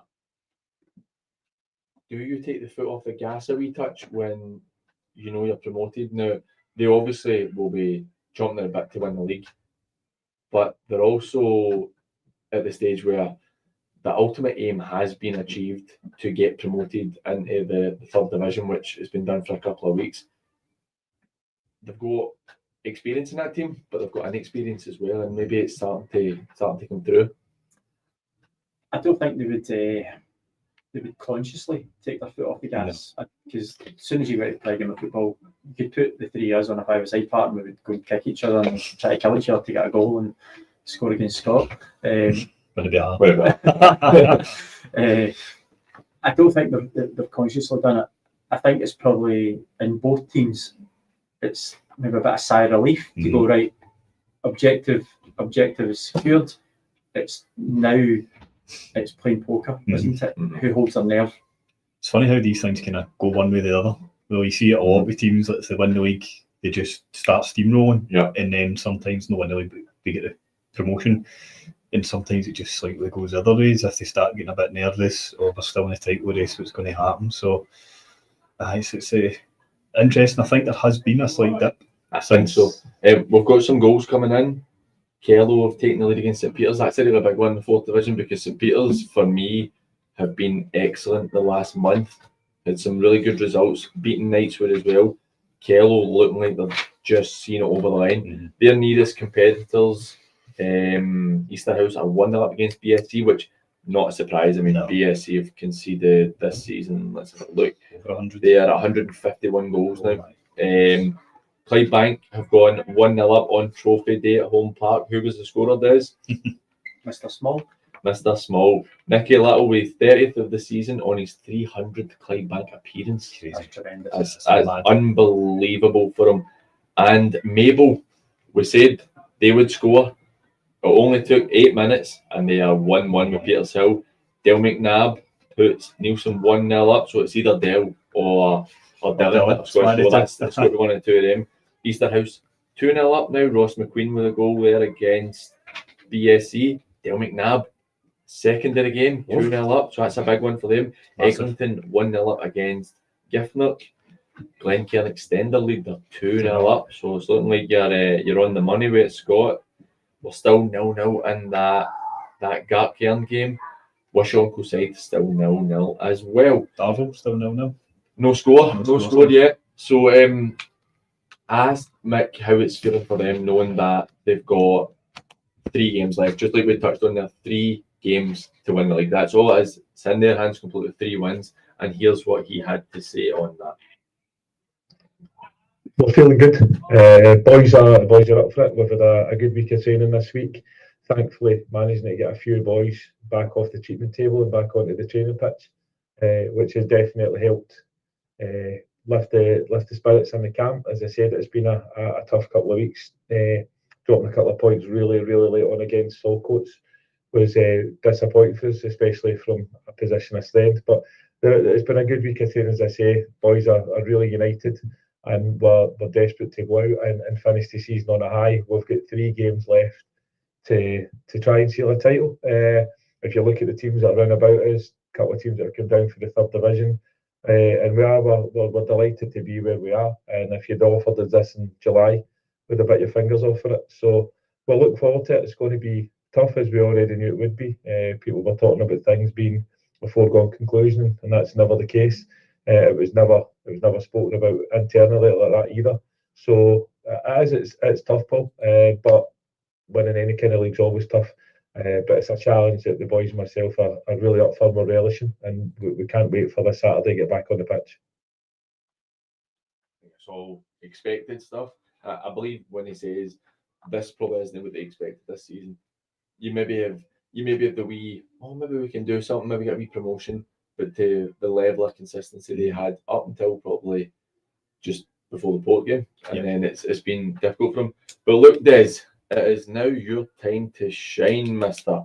It is Des's quiz. See if we can get a wee jingle. That's what I see. You need to get a wee jingle. Nah, we need to get some jingles made up. Toby, I know you're up in Paradise and you're probably out your napper on the alcohol there, but just keep that in mind that it's something that we need to look at. Right, Des, on you go. So, Okay, let me just move a couple of things here. his lack of preparation really is upsetting. Lack of preparation. I was sat for ages last night trying to come up with this nonsense. Right, Troon are sitting second in the league, quite rightly so. They've scored 50 goals. Who's their top goal scorer? Absolutely no clue. And I'll tell you what, he's only scored 9 goals. I actually read this last night. Really? And I forgot. I swear to God, I was looking at all this last night with the top goal scorers and things. And this. I was quite Jumped surprised out, the yeah. fact they've scored 50 goals and the top goal scorer is only on 9. I'm going to fill us a hole here. I do not know. But see as soon as you tell me, I'm going to kick myself. Is it Sam? No. All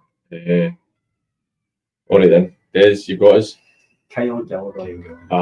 That makes sense. Right, question 2. Okay. Which team in the first division are the only team to have a 0 goal difference? Team in the first division. Villa Clyde could be one. They're 9 wins, 9 draws, 9 defeats. Something mad. Could be them. Because they were eatsy peatsy nearly for a long period of time. You want to go for that? No, let's think about it. So we've got, and it's going to be that middle section, I'd imagine, right? So you've got Villa Clyde, Ardrossan, Cumbernauld. Could be Cumbernauld. Don't know. I think I would stick with Villa Clyde. I think you want to go for that then? Go for Villa Clyde. Thornywood. So what is Villa Clyde's is? A quick look, just out of curiosity. 5. They're only far off. Nah, not too bad. Right, okay, Des, you're 2 up. What do you mean you're only far off? You're 5 off. 5 Oh, there you go.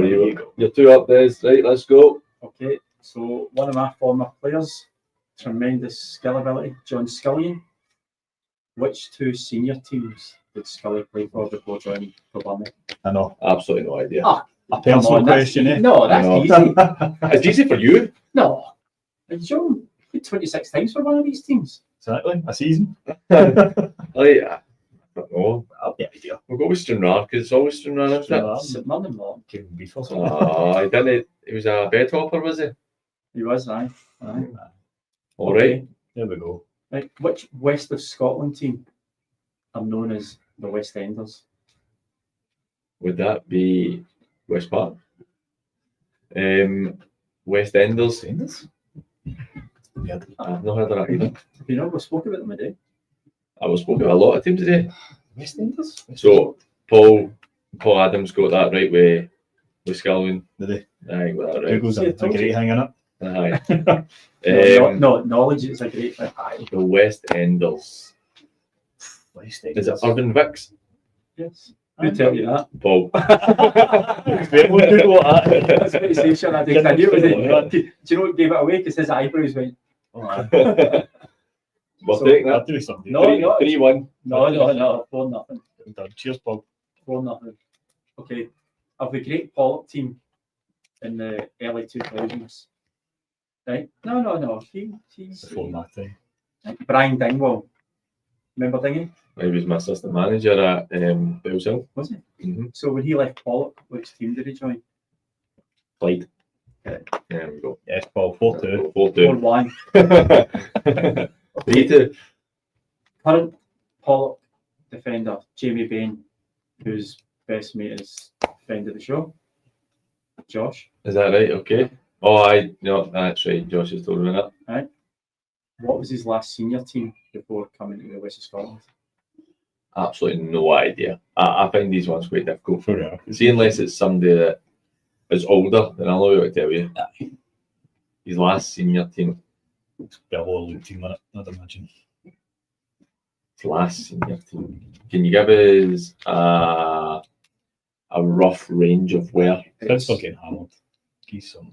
They're no longer in the Football League. Right, okay. structure. Could be like a Brecon or something like that. So we've got Brecon, but I don't think we've got them. Cowdenbeath. Berwick Rangers, Cowdenbeath.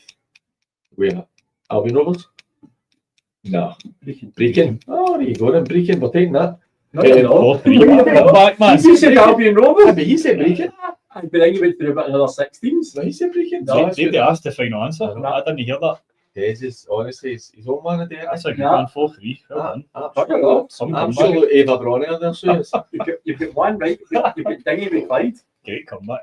Right. Hit the post. Recently promoted Burnley from the English Premier League right. have a striker, Joe Bevan. Mm-hmm. Who did he play for in the West of Scotland League? Oh, I read this as well. I don't know. That's not going after him, is it?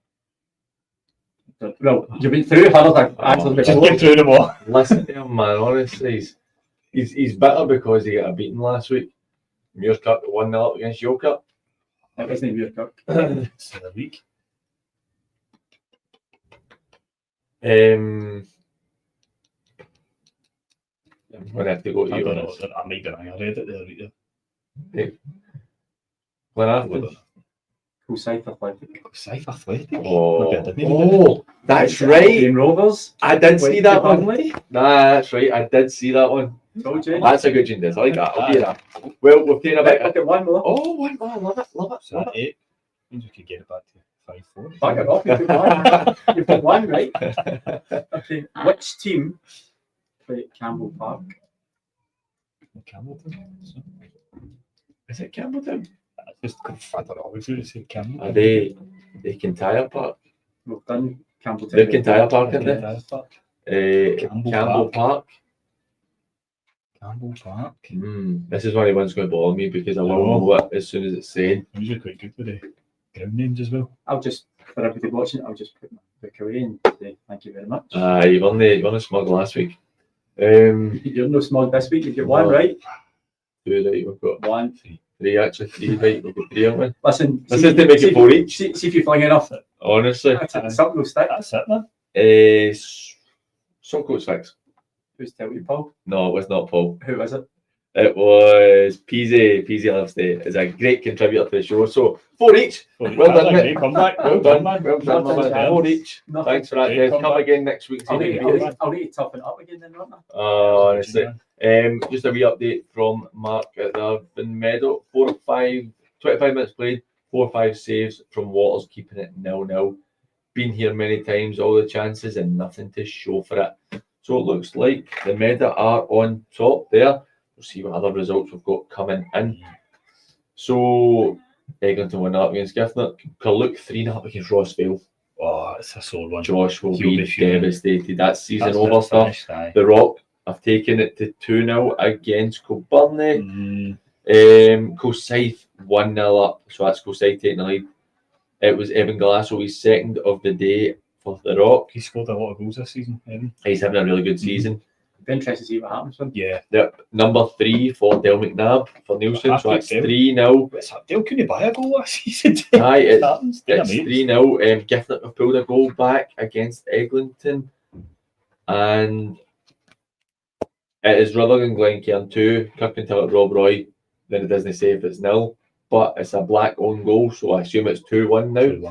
2-1 in that game there. Yep, 2-1. And Larkhall 1-0 up against Maryhill. Glencairn within a minute or two, 3-1. make it 3-1. Liam Douglas with a goal for 3 against Glasgow Uni. Lugar are 1-0 down to Glenvale. Clydebank 2-0 up against Glenafton. Petershill retake the lead. Declan Hughes with a goal there. Keir Sampson with a goal for Clydebank. That's the difference for me when you've got players like that. And we're spoken about goal scorers at the lower levels just before we go on the break. Sean Daly scores for Glenvale. he scores some amount of goals. I'll tell you what, Glen, see for the sort of new teams that came through, Glenville were probably the team that I least expect to progress as quickly as they have. And my son's involved in my oldest son, he's involved in the youth system there now. Since I went to the club, I've been really impressed by them. They've got a great youth setup. So my son plays against so he's still fun fours and they play against them. And even then, they're all kitted out well. They look the part. They're a decent side. Well, I'll tell you one thing, and I've never heard of this at Boys Club before, and I can only praise Willie Graham, Ian McMillan, and Kevin Christie, the management team. My son had been carrying an injury from last year, and he was injured this week. Do you know the club paid for his physio? That's good. You don't get that often. I've never heard of that. They offered to pay. We're talking about good goal scorers at the leagues down. Another one, Ewan McIver scores for Lugar. He's scored a lot of goals in such a short space of time this season. So good catchment area in Lugar as well. For teams looking at exactly. Max Wright steps up for a penalty. Goal to the Ants, 1-0 to the Ants, and 3-0 Clydebank. Craig Truesdale with the goal there. We are going to go for a quick break, and when we're back, we will talk about the updates on league reconstruction. To be honest, there's not a huge amount to update on it. It's just a bit more clarity on what has been put out there from the Pyramid Working Group the other day. So we'll be right back after the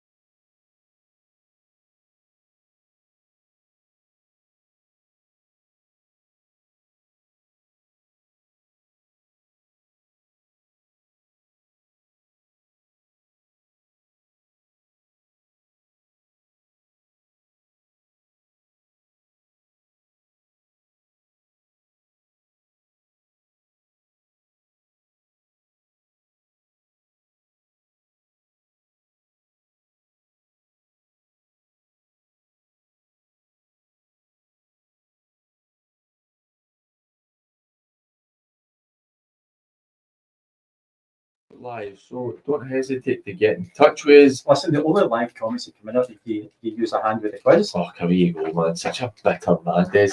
I won again. It is not becoming it. It was a great draw, Scott. We really pulled that back. It's not becoming you, Des. Stuff a legend. I thought you were better than that. I thought you were a bit more quality about you, but if you don't, you don't. That's just how it is, to be honest with you. Right, so have a quick look to see if there's any more updates and goals.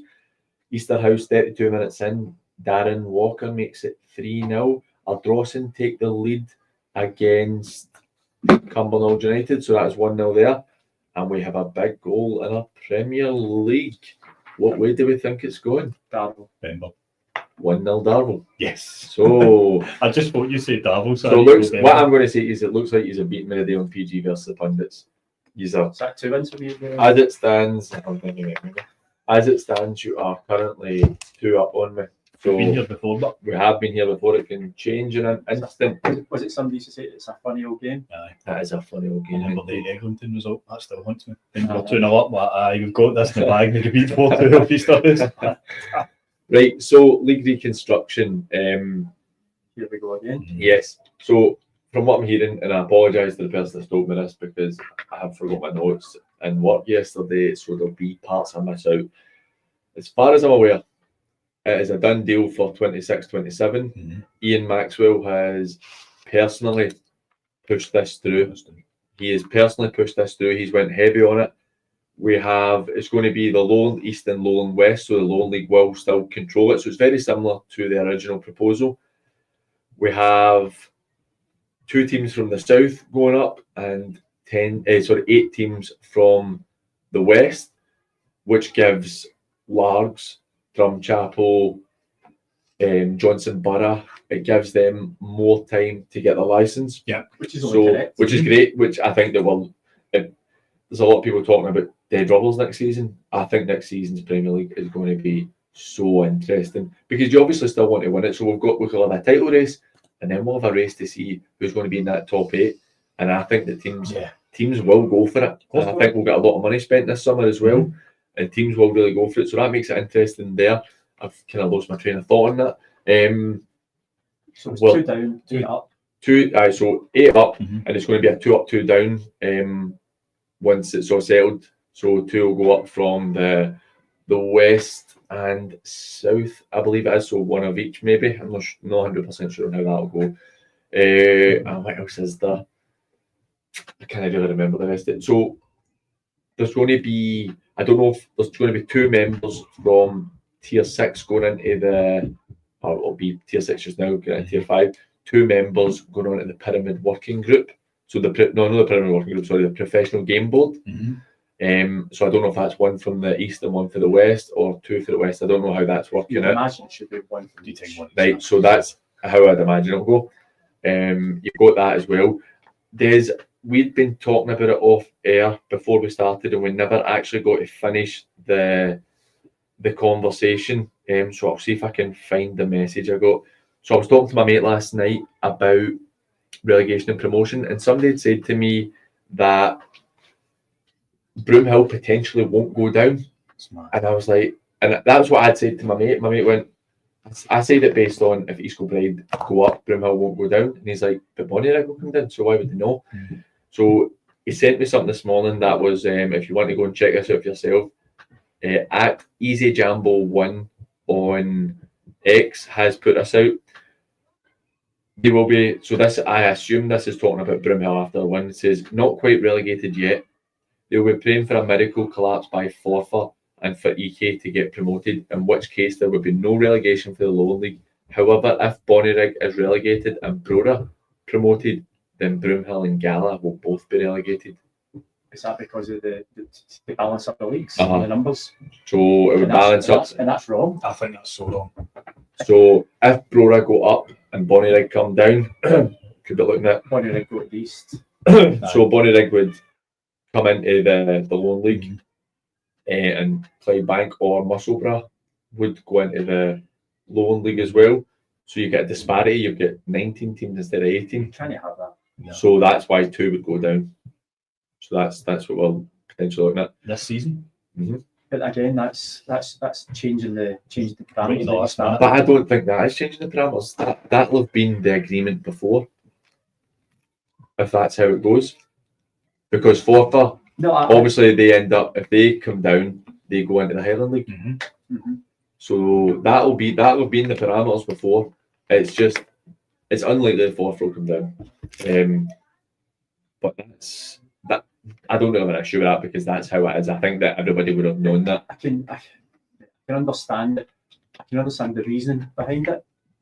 I just think see something looks stupid, it generally is stupid. But what's the alternative?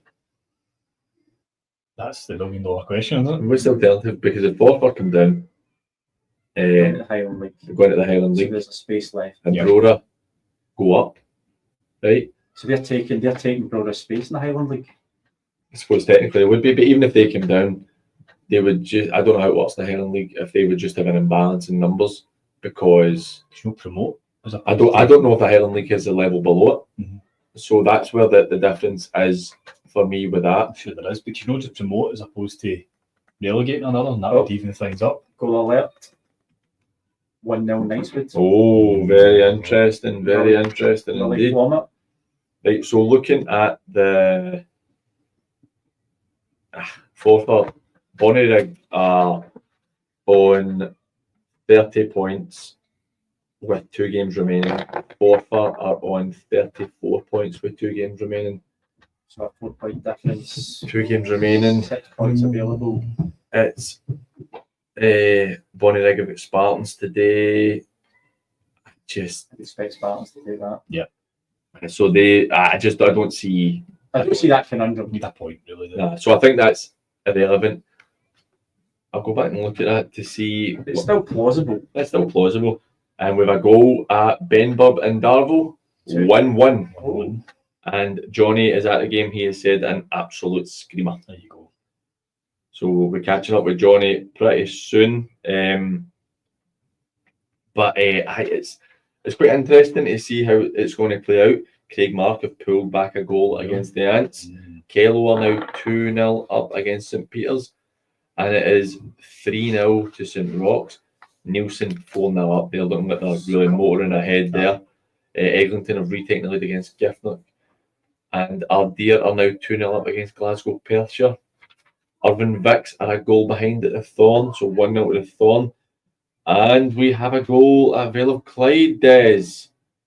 1-0 to Renfrew. Who's the goal scorer? Scott Martin. You're gaslighting the life out of me. You did this 3 weeks in a row, you've done this to me. Jojo. Aye, Jojo Gillespie. What did I say every week? I always say Scott and then I'll go Jojo. No, I'm sorry, Des, but you're gaslighting me. You're making me think that I'm. Get back to the quiz. Don't give it. Aye, you're right. Massive goal at the bottom end of the Premier League. Gartcairn have taken the lead against Troon, so that's a really big one there. And it is Adam McGowan with a goal. 4-0 to Clydebank against Glenafton. Trophy Day looks like it's a good one. Yeah. Dale McNabb scores his 4th goal of the day. I can't believe it. A first half 4-goaler. Nielsen 5-0 up against Cali Locals. The Ants have retaken the lead. 2-1 to the Ants. Keir Sampson with a goal for Clydebank.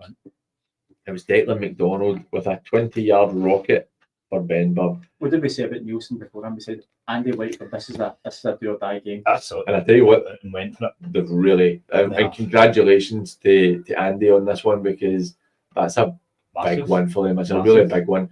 I'm pleased for Dale as well, Aye. because he came in for a wee bit of stick when we were there last season. Just he was getting into great positions and he just wasn't quite finishing it for us. But he's had a great season this year, so fair play to him. Another big goal at the bottom of the Premier League.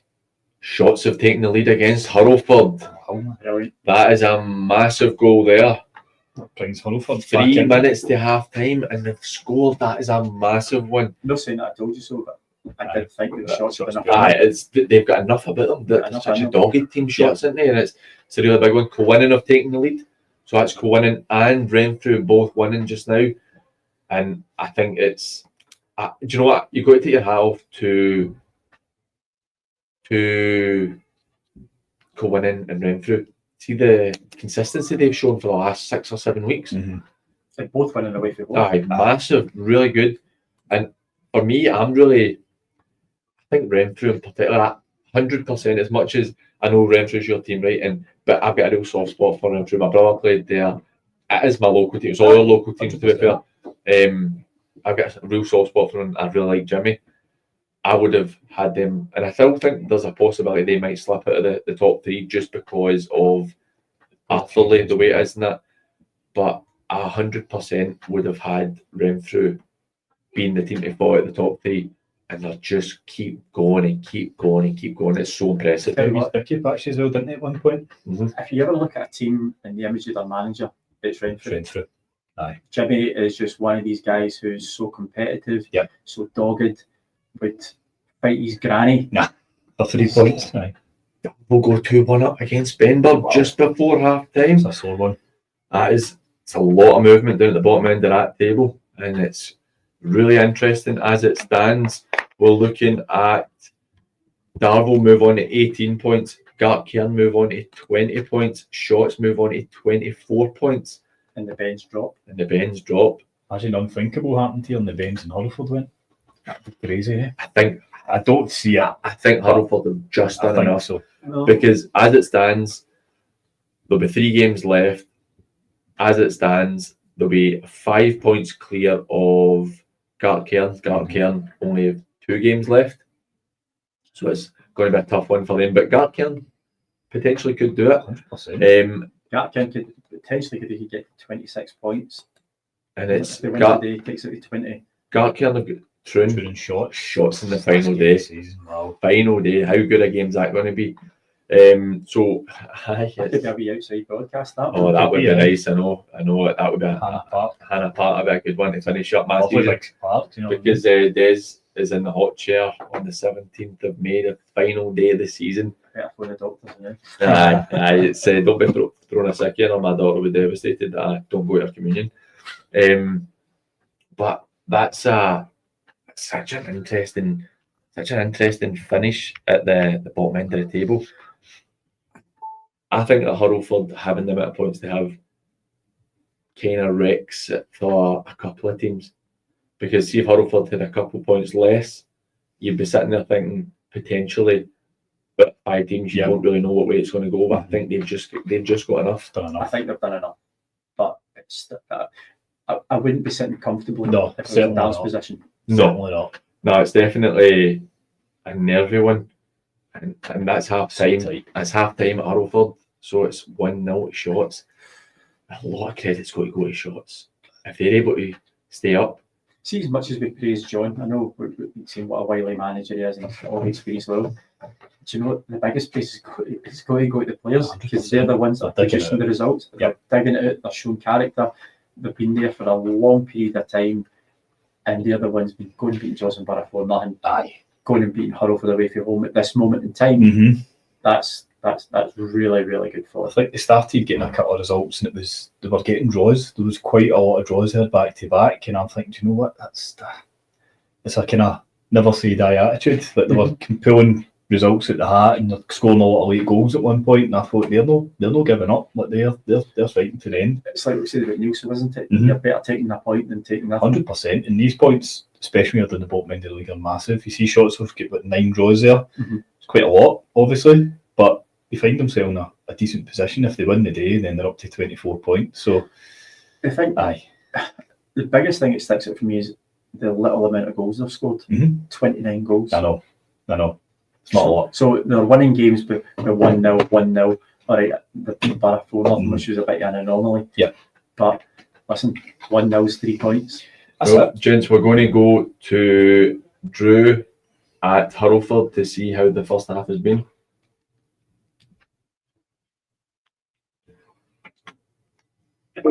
Hi, Paul. Drew, a bit of late drama at Blair Park. Shots taking the lead late on. How's the first half been? Indeed, it's been a tight game, Paul. Decent game of football, to be honest. Ford have probably had the better chances. Good save for the keeper, just about half an hour going. But just 3 minutes before the half-time, shots up the park and scored with a header. We were a bit static at the back, which has been a wee bit of a problem this season. But big 45 to come. It's a really interesting one. We were talking about how the fact that Hurlford probably have enough points to just get it over the line, but do you think it puts a bit of extra pressure onto them about losing this game potentially? It certainly does, Paul. We need more points. I know we have a couple of home games still to come, but we really could be doing a win today, which would be nice. Try and settle things as early as we can, but the nerves will be going at half time. How do you think that the game will pan out? Do either team look in the ascendancy, or does it look quite tight? Better side in the first half. They'll be getting the hairdryer for Darren right now, and they'll come out hopefully firing all cylinders in the second half. That's brilliant, Drew. Thanks for the update, mate. Good to speak to you. Well done, guys. Cheers. That is a massive one there. I'm going to see if I can go to Johnny in a wee second to see how the first half has panned out at Darvel. So that's Johnny saying half time, so we'll go to him. But it's quite an interesting game. I'm really interested in this one. Really interested in this one.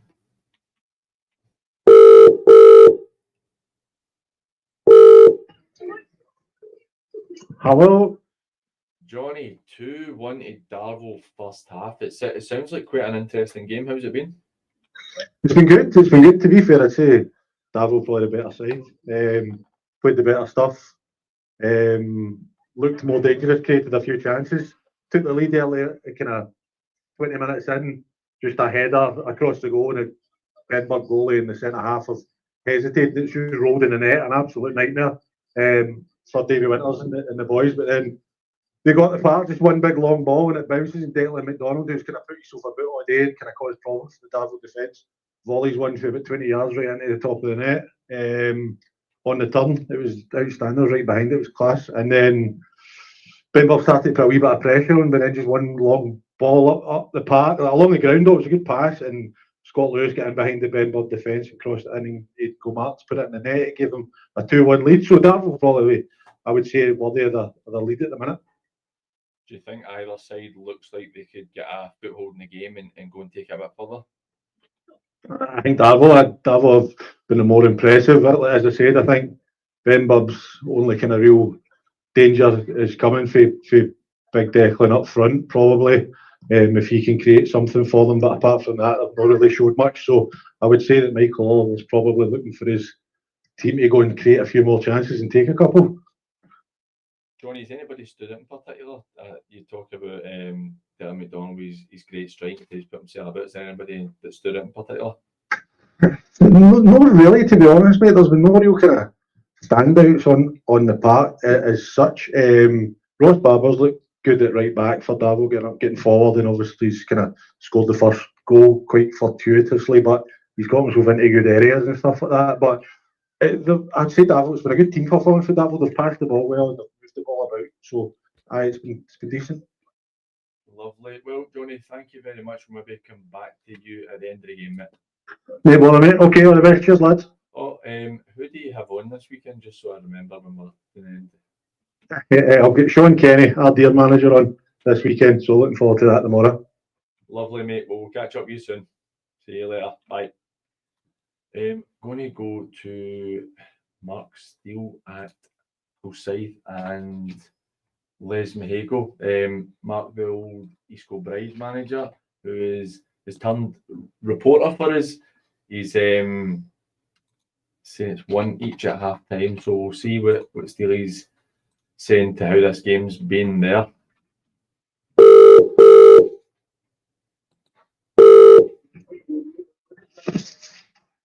PG, how are you? Steely, I'm good, mate. 1-1 at Hillside. How's it been? Well, the boss spent a lot of time in here. A bit of fucking sore neck, sorry if I swear. Oh, we need to apologise there as we're live on air. My apologies. You're the first person to ever swear on this show. You're going to get your wrist slapped for that one. Delighted. Sorry about that, mate. No worries, mate. So how's the game been then? Listen, spent a lot of time in here. The front two for Les Mahago actually look decent, by the way. Dangerous. It's a game of chance. PG, the ball's gone long, and they're just waiting for somebody to make a mistake. The surface is a wee bit slippy.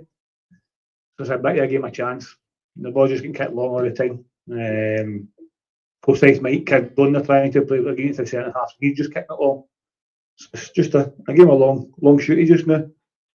Do Les Mahago look like they've got enough? So obviously more's on the line for Les Mahago than Hillside. Do they look like they've got enough to go and get a win in this game? I'm going to stick my neck on the line and say, aye, I fancy Les Mahago to win this year. Just with the two boys up top, they're bright and lively, full of running. And I'm going to say they're going to get the benefit of somebody making a mistake, and they look quick enough and sharp enough to go and benefit from it. There's my prediction. Well, we've been talking in the studio about how important that is, and that's really tight at the bottom end of that second division. But looks good. I really appreciate the update, mate. Cheers. Okay, cheers, PG. See you later. Apologies there for Steely's choice language. It's the first sweary we've had, so that's not too bad. That we're 18 shows in, and it's the first time we've had anybody that swore. So he's just sent a message saying apologies with a laughing face. It's quite all right. So I think that I based on what he's saying and what I think we've kind of looked at before is I think Les Mahago have enough about them to go and get a win. I really do, and I think that they might have enough just to stay up for me. I think they will. Excuse me. I think they will. Again, they're kind of similar to, I don't know, they're a stuffy team. Mm-hmm. Anytime I played against Les Mahago, they've always been a stuffy side. Don't give away anything easy. But I think, given the squad they've got at the moment, we just heard there the two boys up front seem to be causing problems as well. So I think they'll be okay. Given what's round about them, obviously, no disrespect to the Ants and fourth and what have you, but I think in terms of quality, they're a wee bit ahead of the team. I would agree with you as well. And I was a bit surprised to actually see them in the position they're in. Couple of half-time results coming in. Arthurlie 1-0 up against the Meda. It's not a surprise. And Pollock 1-0 up against Johnson Borough. Good. So that's a really really good result for Pollock there. I think that I was listening to Max's interview the night there with Paul on the midweek show, and he was, I know Maxie knows I've talked to him, but it was really quite refreshing because Maxie doesn't use social media or anything like that, and unless you know Maxie, he doesn't. He's not there.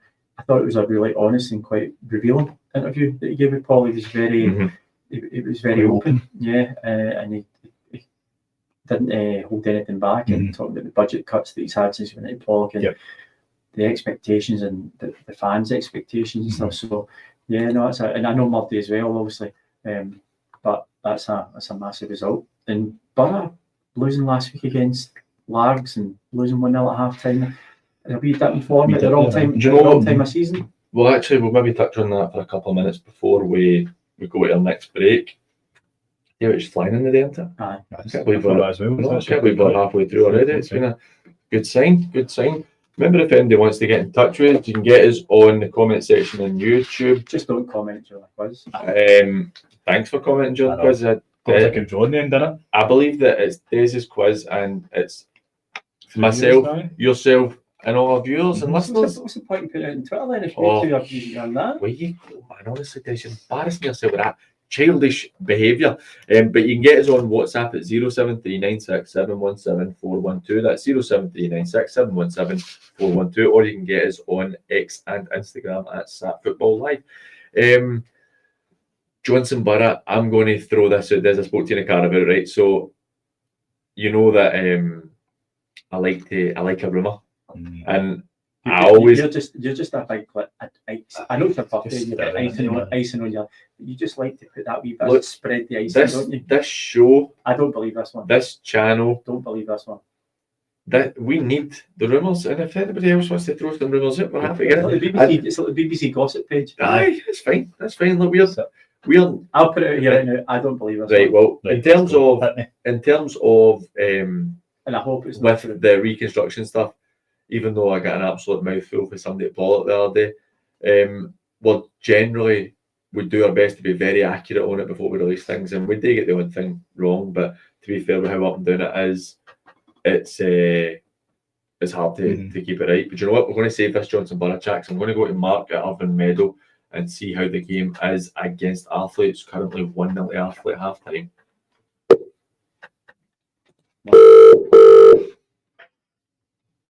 Afternoon, gents. Mark, hello, mate. Thanks for giving us your time. So, 1-0 to Arthurlie at half time. You did message and I read it out that it seemed like you guys were creating a lot of chances and you were talking about not taking them, and then it's looking like it's come back to haunt you. It's been the story of our season. We've had 3, 4, maybe even 5 really, really good chances. 3 or 4 point blank. Mark Waters has kept them in the game. The game should be dead and buried, but it's not. And their first proper real attack from our throw-in, and the way guys gone in, they saw the pass Barkley, which was the first kind of save Barkley was really asked to perform. And we didn't have anything to do beforehand, but they're 1-0 up going into the second half. How did Jamie react going behind? Because I know when he's spoken to us, he's been very honest and quite forthright, and the disappointment last week with the defence, and I watched it back on YouTube.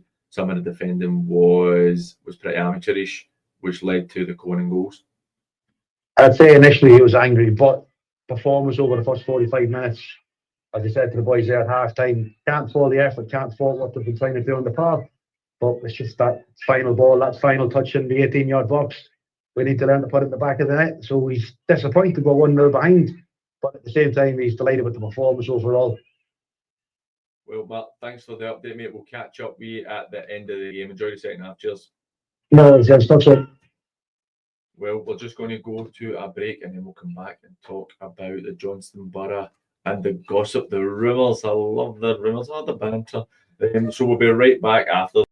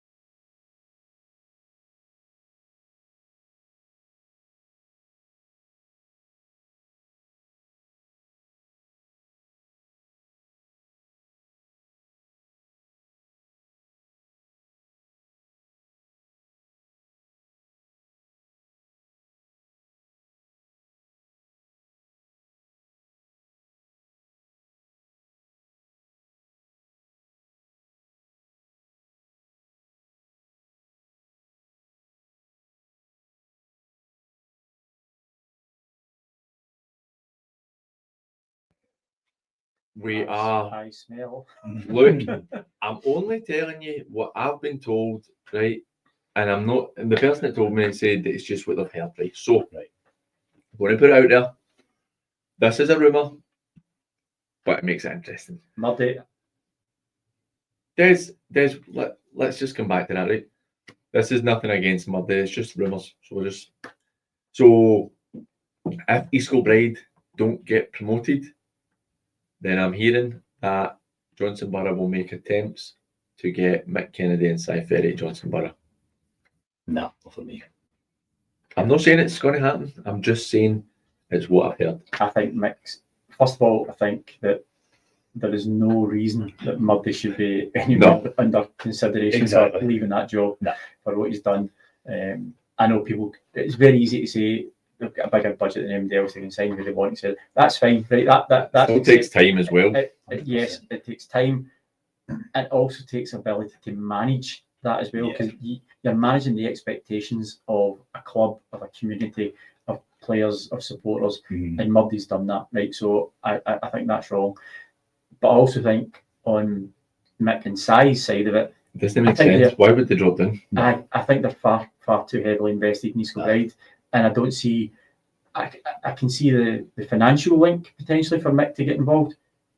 I just think that Mick's far too heavily invested in East Kilbride. I don't mean financially invested. It may be, but he's invested. It goes for everything I know about Mick. It goes, and I wouldn't be like insanely surprised if it happened, right? But everything I know about Mick and everything I've ever seen about Mick is very much about getting promoted and getting up, which I think is absolutely fine. I mean, why would you not want to try and get promoted?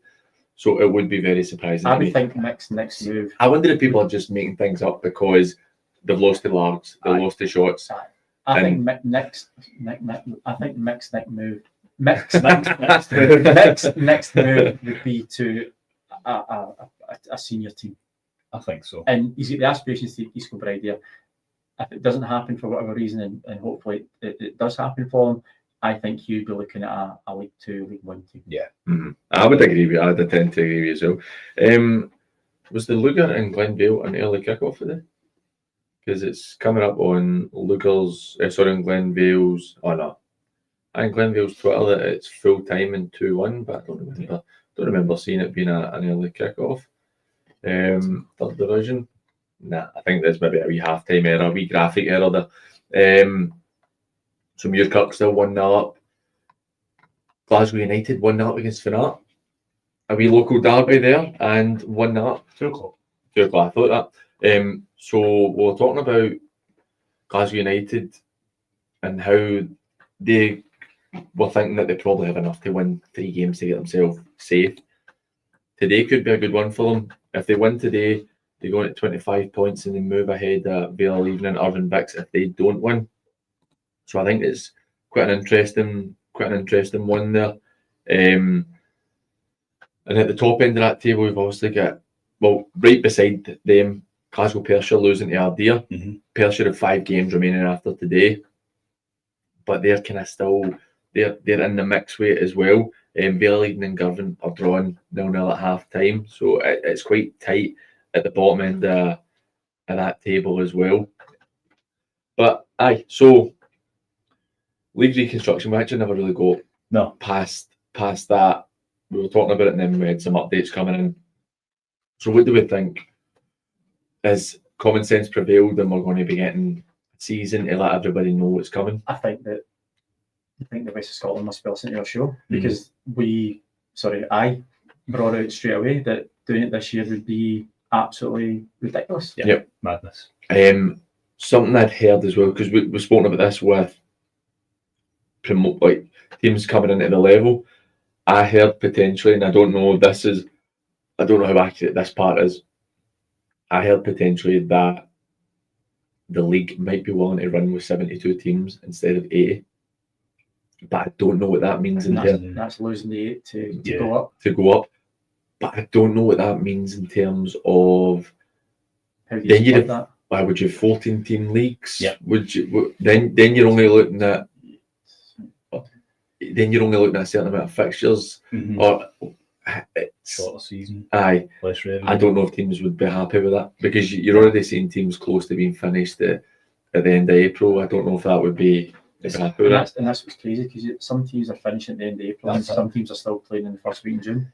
How do you see the teams that did come in recently, like your Thorns and all that? You've got to say it's been a success, right? All these teams have come in and been competitive and done well, but to find another 8, where do you go to get those sides? Do you get another 8 that are going to? I think finding 2 or 3 is easy enough. That's what I mean. Maybe your St. Pat's, maybe your Castlemills, exactly. your East Kilbride YMs. Yep. You're in a position where it's probably not that difficult.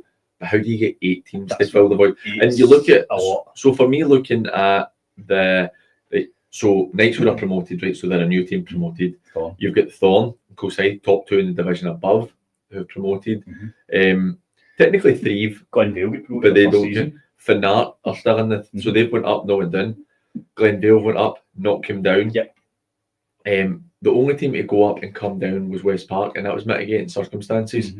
So you even look at the 4th division, Campbelltown and BSC, and then you've got the rest. Saltcoats, East Kilbride, New Mains, Royal Albert, and Carluke.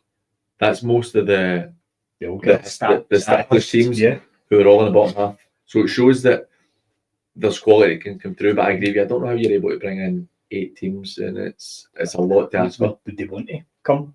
Do you know, your St. Pat's and that, but they want to go. That's a bit for me I because don't know so much. they're also very successful Yeah. at the level they're playing at. They're Well, winning they did leagues, try they're winning before, cups. They did, and they were and very close. They were close. They just missed out. I think it was because they didn't have enough of a youth set up. They're a team who would have come in and get promoted for me. So. They're a good team. Funnily enough, come up in the memory of my Facebook yesterday. My team, when I took my amateur team, we played in the semi-finals of the Scottish Cup 7 years ago yesterday, and it was St. Pat's we beat to go through. Beat them over 2 games because we drew in the first game, and they were top draw. I mean, we were just a team of workers and managed to get through them. But they've consistently been a top team for so long. Yeah. Listen, I don't really keep in touch with the amateurs as much anymore, but Drumchapel United were always mad. It's Drumchapel amateurs that are Drumchapel United are gone now. Sorry, Drumchapel. No, but Drumchapel United were good. Aye, because I remember and they're now.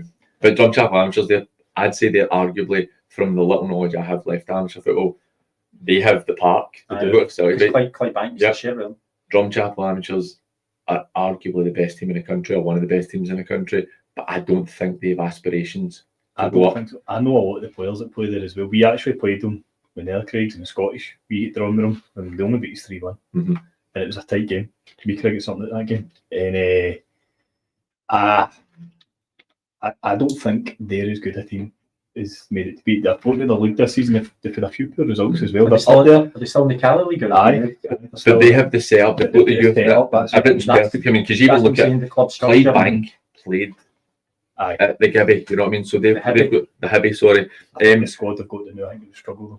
An interesting goal coming in the 2nd division. So Whitlets were 1-0 down against Bells Hill, but Louis Kerr has just pulled a goal back, so that is 1-1 there. And the bottom 2 teams in the 1st division are playing each other, and Blantyre have just equalised against Ashfield, so it's 1-1. Lugar have pulled a goal back. Bobby Colligan has made it 2-2 for Lugar against Glenvale. I'd like to see and it is now 6-0 to Easterhouse with 40 minutes left against BSC. So we could be looking at 10 there. I don't ever remember. I don't think this must be the worst team I've ever had at this level in terms of the 1-1, lost 27, scored 20, and as it stands, conceded 155. See if you're playing for BSC, you just won this season. It's amazing that they keep fulfilling fixtures. I think it's impressive, and it's a credit to them. That's what I was about to say. But I don't know how you can build 200 goals conceded this season if you're going, because they are averaging about 10 a game. Yoker have just equalised against Muirkirk. That's a big one there. So as it stands in that 2nd division, so Nielsen, they've got the game wrapped up. They're going to be sitting on 61 points. Whitlets, as it stands, will be on 61. Muirkirk will be on 55. I think that Nielsen have put themselves right in the driving seat. How's Lanok getting on, sorry? No heard yet. Coolside Athletic have gone 2-0 up against Wishaw, so that's That's them and the Thorn both winning. I believe Greenock are drawing and Ardere are winning, and Threave are winning. Greenock are just No, dropping that- points constantly. Crumbling in it. Whitlets have taken the lead. Reece Wallace has scored there, so they're now 2-1 up after being a goal down. Aidan Kerr makes it 2-0 for Threave against Glasgow Uni, and Kilwinning are now 2-0 up against Thornywood. Thornywood's real purple patch seems to have come to an end, and Rob Roy have pulled a goal back early on in the second half. It is now Glen Kern 3, Rob Roy 2. Cumbernauld have pulled a goal back against Ardrossan. They were 2-0 down. It is now 2-1. A Fraser Scott goal brings it back in. Royal Albert are 3-0 up against Saltcoats. The Thorn are 2-1 up now against Irvine Vicks. 3-1, sorry, for Royal Albert against Saltcoats. For me, that's a massively impressive job that Stevie Wilson's done at Saltcoats. Yeah.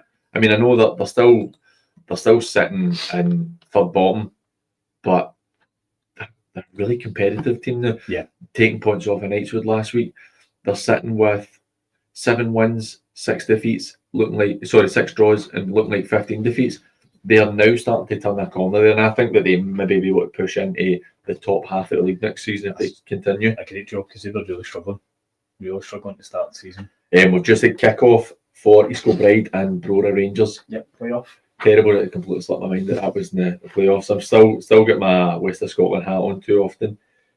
Girvan have taken the lead. Ewan Smith makes it 1-0. Glasgow Uni have pulled a goal back against Threave, so that's 2-1 in that game there. Tomorrow, big game in the West of Scotland Cup final, Largs and the Talbot. How do we see that one playing out? Arnie back against his old team, isn't it? You can't. I find it difficult to bet against Largs because they always. How informed are they? I know, and they beat Borough away last week. They're away to Cumbernauld. They're away playing in Cumbernauld this weekend. I'm going to set my neck out. I think Largs might win this. I'm going with Talbot. They've got the experience in the finals. They've Largs. They've actually won 2 of the last 6 games in the league. I know, but form's no been that great. But picking up though for me. They're a hard team to beat. They're such a hard team when to it beat. means something. I know, but Talbot have been there. How many times? I wouldn't say the team is the most experienced. No, the management team and the club are the most experienced. I looked at this last night, and the first night came to mind was Largs, and then I started looking a wee bit deeper at kind of results and things like that, and that's what swayed me a wee bit. I thought 2 out of 6 isn't brilliant. Talbot have been a really good runner for them as well. The second half of the season. For me, I know it won't happen. I know it won't happen. But for me, it'd be good if it did. The next manager for Talbot should be Arnie. He's got 10 years experience in the league. I think Whitey will get it. No, it's not going to happen. It will be Whitey. He will get it. But I just think for what Arnie's done and the affiliation has with the club, I think Arnie's a fantastic manager. He's done an incredible job. He's done Largs, and he's been so loyal as well. And we talk about budgets so often on this show, but he's got a small budget compared to a lot of teams, and I think that the job he's done is incredible. And I think it's going to be a really interesting game. And he's got his testimonial this year. That's right, 17th of May. I don't think the date's confirmed, but it's around then, yes. So do you know what? I'm struggling to call how I think it'll go because I can see your point and I can see your point, and I'm going to go for a draw. I don't know. You just get a big hacksaw. Just split it. It is now 7-0 to Easterhouse. 7-0, 58 minutes gone. So they've scored 3 goals in the last 8 minutes. By the way, if Vicky wants to sponsor this, I would say it'll be above 10. You think so? Well, it's bad. It's really actually. Who was it that Broome BSC beat in the league this year? I don't know if was it maybe Campbelltown or something. Have a wee look and go back through it. Couple of goals at Maryhill Lark Hall, went 2-0 up, and Mario Pachetti. I like that. That's good. I like that. Mario scored to make it 2-1. Josh will not be a happy camper today. 4-0 to Carluke. Carluke are in great shakes. Carluke are a difficult side. That's at Rossvale. Is it? Well. Killuke are a difficult side for me in terms of they're a bit like Royal Albert, who was it to beat? Saltcoats. They're a bit like Royal Albert in the sense that they're disruptors. That's usually when they're playing at home up in the wind tunnel. Wild up there, honestly. Callum Smith blasts home an equaliser for Vale Even, so it is 1-1 with Vale Even and Girvan. Thorn extend the lead 3-1 against Irvine Vicks. 3 minutes after it being 7-0, it is now 8-0 to Easterhouse. Not big scores. I think we could be looking at 12 or 13 if it continues, because that is 4 goals in 11 minutes. It's like school football, isn't it? Kind of lost for word, but in terms of It's quite a sorry for them. Cumbernauld United, after being 2-0 down, are now 2-2 with Ardrossan. Colm Lafferty with the goal there. And Petershill are now 3-1 up on Mabel, so they're starting to open a bit of a gap. That's now 2-0 to Nightswood. 2-0 to Nightswood, still 0-0 at half time with Port Glasgow. Kenny Marshall with a 35-yard free kick into the top left-hand corner. What's happening with the goalkeeper to lose a 35-yard free kick? Do you know what, it can happen? Of course it can, but it depends. That's the thing that us keepers get defensive about. Like, automatically somebody hears he shouldn't be getting beat for 35 yards. But being a keeper, you think to yourself, I've been beat for 35 yards before. No, it's difficult, but I have been. And then you look at it like that. It's just... See, when it's that far out, do you put a wall up? Aye. I wouldn't. Because 35 yards, what do you think? It depends on the area of the pitch. It depends on the angle. If it's straight down the middle, you maybe just have one stand. Just something. Just to kind of put this change. They might be thinking, I'm going to have a strike, and if you put somebody like that, do you know what, might just put one into the box or whatever. The ball travelling that distance. If you get 35 yards, you should have enough time, but to get there. Do you know what I mean? So that's 25 yards really. You've got. I would go man for man marking rather than put a defensive wall up there. 35 yards. It's a long way for that. When you're only potentially 10, 12 yards in for the halfway line. It really depends. It depends what kind of strike it is. I mean, you've seen them before. Kenny can strike the ball really well, to be fair to him. You know, but that is quite the distance to score. But you're saying 2-0 to Nightswood. 3-0 to Nightswood. 3-0 to Nightswood, so they've got that wrapped up, so they're one game closer. And the Port are still drawing 0-0 with New Mains at Victoria Park. Next thing I will say, was it 35 yards? But do you know what I mean? Because I've seen it in match reports, 35 yards game on. I was like, it's 20 yards outside. It was literally about 20, just outside the box. Well, I can only trust the source. Well, that's it. 3-1 to Eglinton against Giffnock. What do we think East Kilbride and Brora Rangers? We don't have a great understanding of the Highland League at all. We don't have the best understanding of the Lowland League, to be fair, but we've seen East Kilbride play. How do we think that'll pan out? Obviously, it was the same two that won the league last year. Brora, through other issues, weren't able to fulfil the fixture. And then East Kilbride go straight through to play Stranraer. But what do we think this fixture this season? It's an interesting fixture, to be honest with you. But for me, again, East Kilbride have been rampant this season, especially in the league. They've got a good backing. I think they would.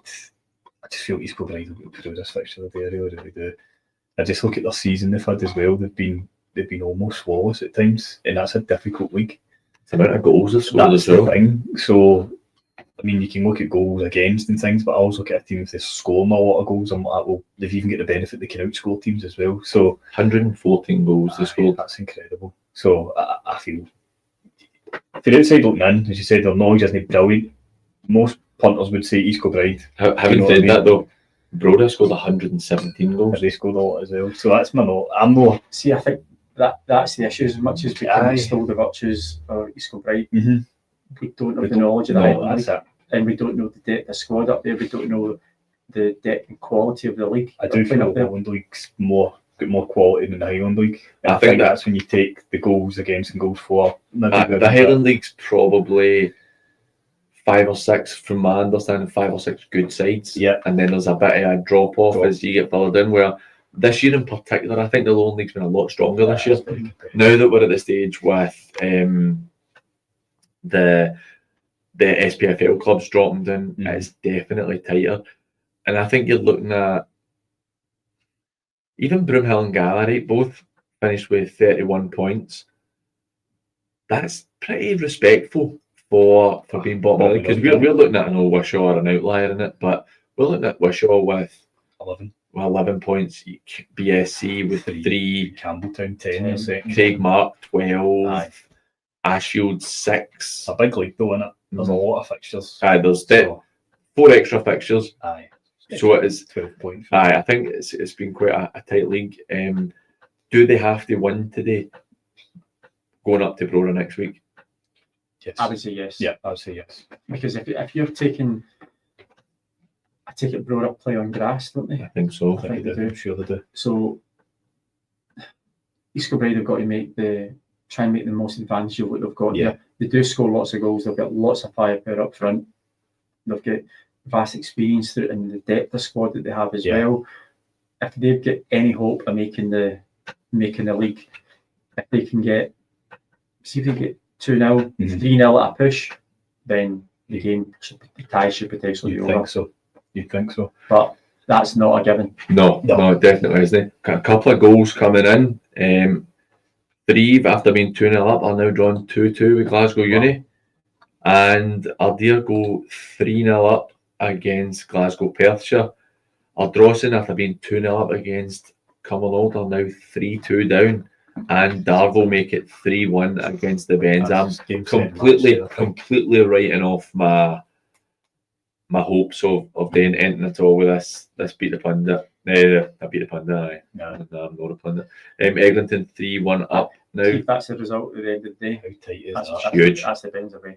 I think so. Easterhouse scored their 4th goal in 21 minutes. It is now 9-0. Dylan McNichol with a goal there. Could get 2 games over 10. It would be. But they've had a few over 10 this season, you know. I don't know if they've gone that far. I think I've not seen many over 10. Big goal in the 3rd division. Greenock are now 1-0 up against Dalry. That's a really big goal for them. That's a massive goal. And we have a goal at East Kilbride, 1-0 to East Kilbride. There we go. So that's a huge goal for them. 20 minutes in, massive goal for East Kilbride. That's really, really important. But more important is Renfrew are 2-0 up against Baylor Clyde. One for it. So Aaron Miller with a goal there. Well done, Aaron. 2-0 up. It was Nathan Flanagan with a goal for East Kilbride. That's a massive goal for East Kilbride. And Flanny's one of Ben Carson's best mates. Is that right? Well, there you go. Well, something that we don't really do, Des, we don't ask you many questions about the refereeing history. No, and you shouldn't. And we're going to. So, for yourself, you went to quite a good level with the refereeing. Done all right. In terms of West of Scotland, or when you were involved, the juniors, was there any games that stick out for you, or was there any clubs that you refereed against that you particularly enjoyed refereeing or particularly disliked refereeing? First and foremost, I wouldn't say there's any clubs that I disliked refereeing. I couldn't say I disliked. I could say there was grounds I disliked going to, but not teams. Right, okay, I hear you. What grounds did you dislike going to? I hated going to Saltcoats because you get changing that. It's like cabin. Iron cabin at the back. And I actually hated going to, I think it was only twice, Darvel's old ground. Oh, it was horrendous. It was horrific. I actually don't even think there was a light bulb in the. That was the worst I've been to. That was probably. I used to laugh all the time when I went to Urban Vics.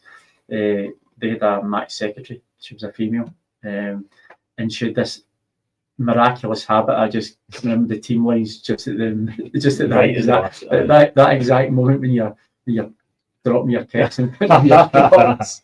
But they also had Did she have a wee spy hole that she was watching? You know what? I think it was backing onto the coffee lounge. But I remember one time I refereed in there and they got beat. We didn't win terribly much at the time. And the match secretary, it wasn't her, it was an old guy. I'll not mention his name.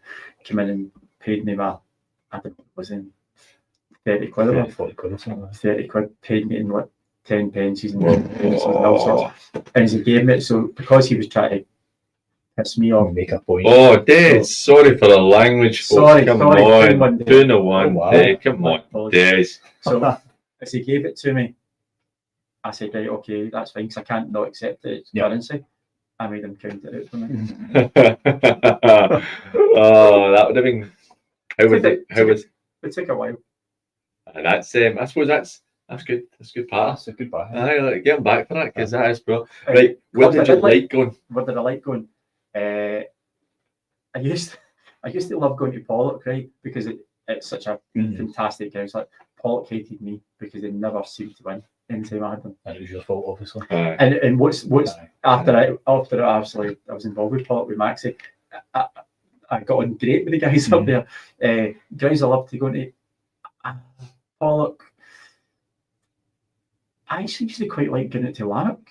I know it was miles away, but it was a nice setup. It was a kind of old traditional ground. And that was a weird old dressing room, and everything was just stone. You had to walk round the back as well. You can come up to I only ever went there once, and I had just signed for Conan, and I was like 19 or something, and it was Alan McTuckett took me there, and at that time, like, I'd been playing really well, and it was maybe 5 or 6 games in, and he had a big fall. Remember Keith Ross, the goalkeeper? Yes.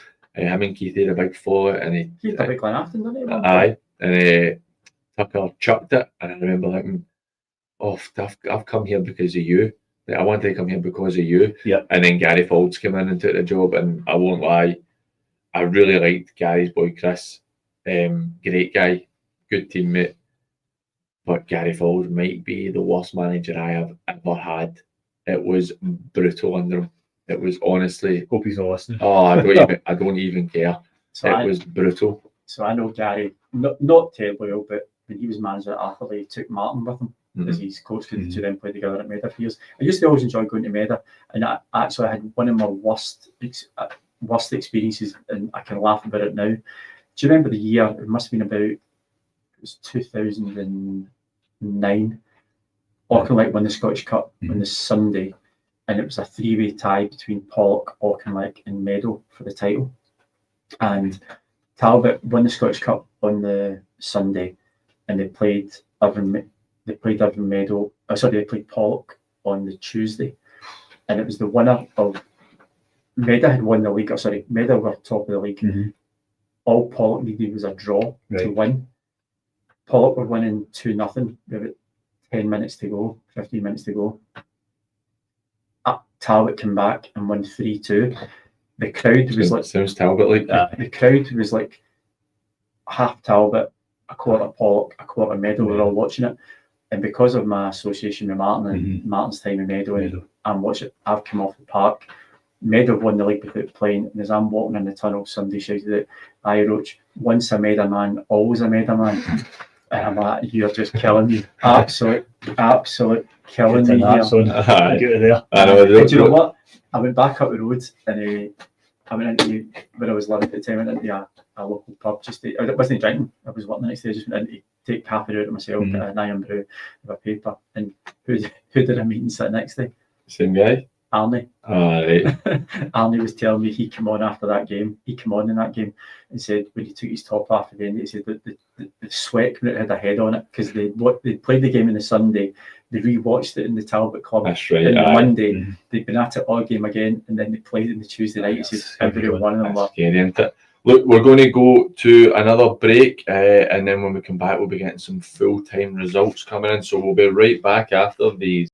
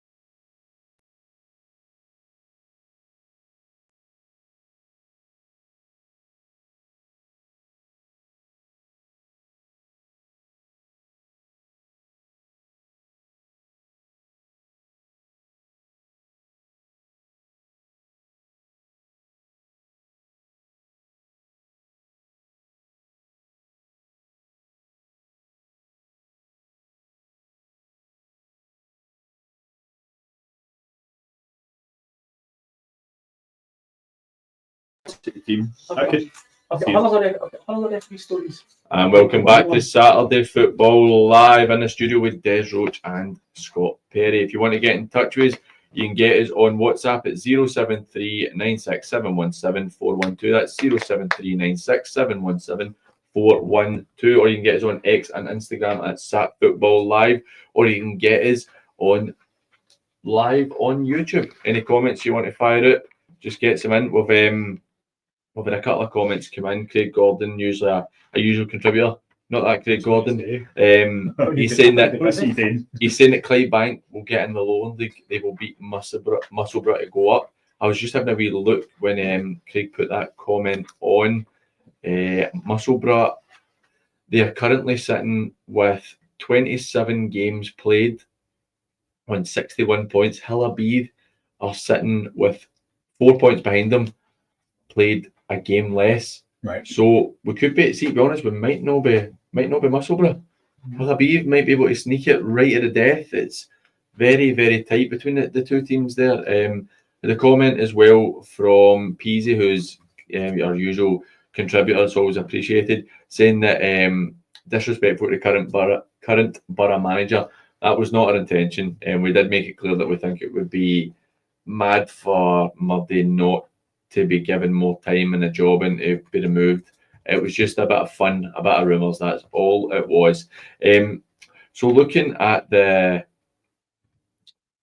fixtures and results, the fixtures they come in for I'm trying to see the East Premier to see potentially who we could be looking at for Clydebank, because we've thought for so long that it was going to be Musselburgh, and then I think Hillabead beat them recently, and that's maybe put the cat amongst the pigeons. And it's changed how we thought it was going to go. Mm-hmm. But the East website's not particularly good, It's so not the best. Isn't it? so I'll maybe leave it at that. But they're currently 4 points ahead with a game more. Des, we're talking there off air, and you made a good point when you asked the question of a kind of fantasy team that you would put together for players that you've played with, or in your case at our level, who you've refereed. Is there any players that stick out for you and you have in mind for a goalkeeper that you've? I'd say Scott Perry. No, don't be daft. The two goalkeepers that spring to mind for me is probably Chris Smith. Used to play with Paul. Is it Chris Smith that I used to think? Casino. No, that's different. Chris Smith. He played my brother. That one, he was good. He was good. Do you know the other one I used to always think was a great goalkeeper? I think it was probably quite underrated. Stephen Gonney. He used to play with Clydebank. His mum was my RE teacher in school. I thought he was a great goalkeeper. Was he good enough to save my penalties or score a couple of penalties in him? I never got good flicks. Who gave you the penalty? It wouldn't have been you. Stefan was a good goalkeeper, to be fair. Yeah, I thought I'd probably say at junior level, there was a boy played with Lockheed United. I only refereed him once, but the biggest kick out I've ever seen in my life was Ian Ross, I think his name was. Not sure. And honestly, I remember him taking a goal kick. We played for Scotland Juniors, and I remember taking a goal kick at Lockheed. And normally you judge the kick, first couple of kick out, see where you're standing. I remember the team lining up inside their own 18-yard box because this boy could launch it. That is a weapon, but see if you can see if you can hit the ball 70 yards. It gets you out. But who would you say, Scott, a couple of goalkeepers that stick out for you? Danny McClair. See 21s. Danny was incredible. It was something that me and him were kind of, I wouldn't say neck and neck, but I was playing, he was playing, and then the final season he just couldn't get near him. Then he went into Renfrew when he was young. He was only about 20, I think. He had another season at 21, so he went to Renfrew. And he got moved to Kilburn. And then I think that's the worst thing I ever did. That was too early. Player of the year ranked twice, 2 years in a row. And then he went to Kilburn, and it just kind of went a bit iffy for him then. And he's obviously back at Renfrew now, and then I think they signed Dale. Big Dale. So they were really good. Two good goalkeepers there at the time. I think he was keeping the team for a bit. Sorry, Glasgow Uni after being 2-0 down against 3-2 up now. 3, that's a real big one for massive for that. It's big for Glasgow Uni in terms of it keeps them safe and they're well gone now in that sense. But the fact that everybody else is winning above 3, they're sucking themselves right into it. Yep. In terms of in terms of a goal here, Troon have pulled a goal back against Glen Kern. That's 1-1 with Troon and Glen Kern. Logan Hunter makes it 2-2 for Maryhill after being 2-0 down. We'll just go through these scores and then we'll continue our team. Thorn are now 5-1 up against Irvine Vicks. Ardea score again to go 4-0 up. And Glasgow Uni are now 4-2 up against Threave. Threave don't travel well at all. So 4-0 to Ardea. Still 2-0 to Colwynnon as well at the top of the first division. It pains me to actually say this, right, because I know you're not going to listening, but if he did, Chris Fye was one of the best goalies I played at this level when I was at Cumnock.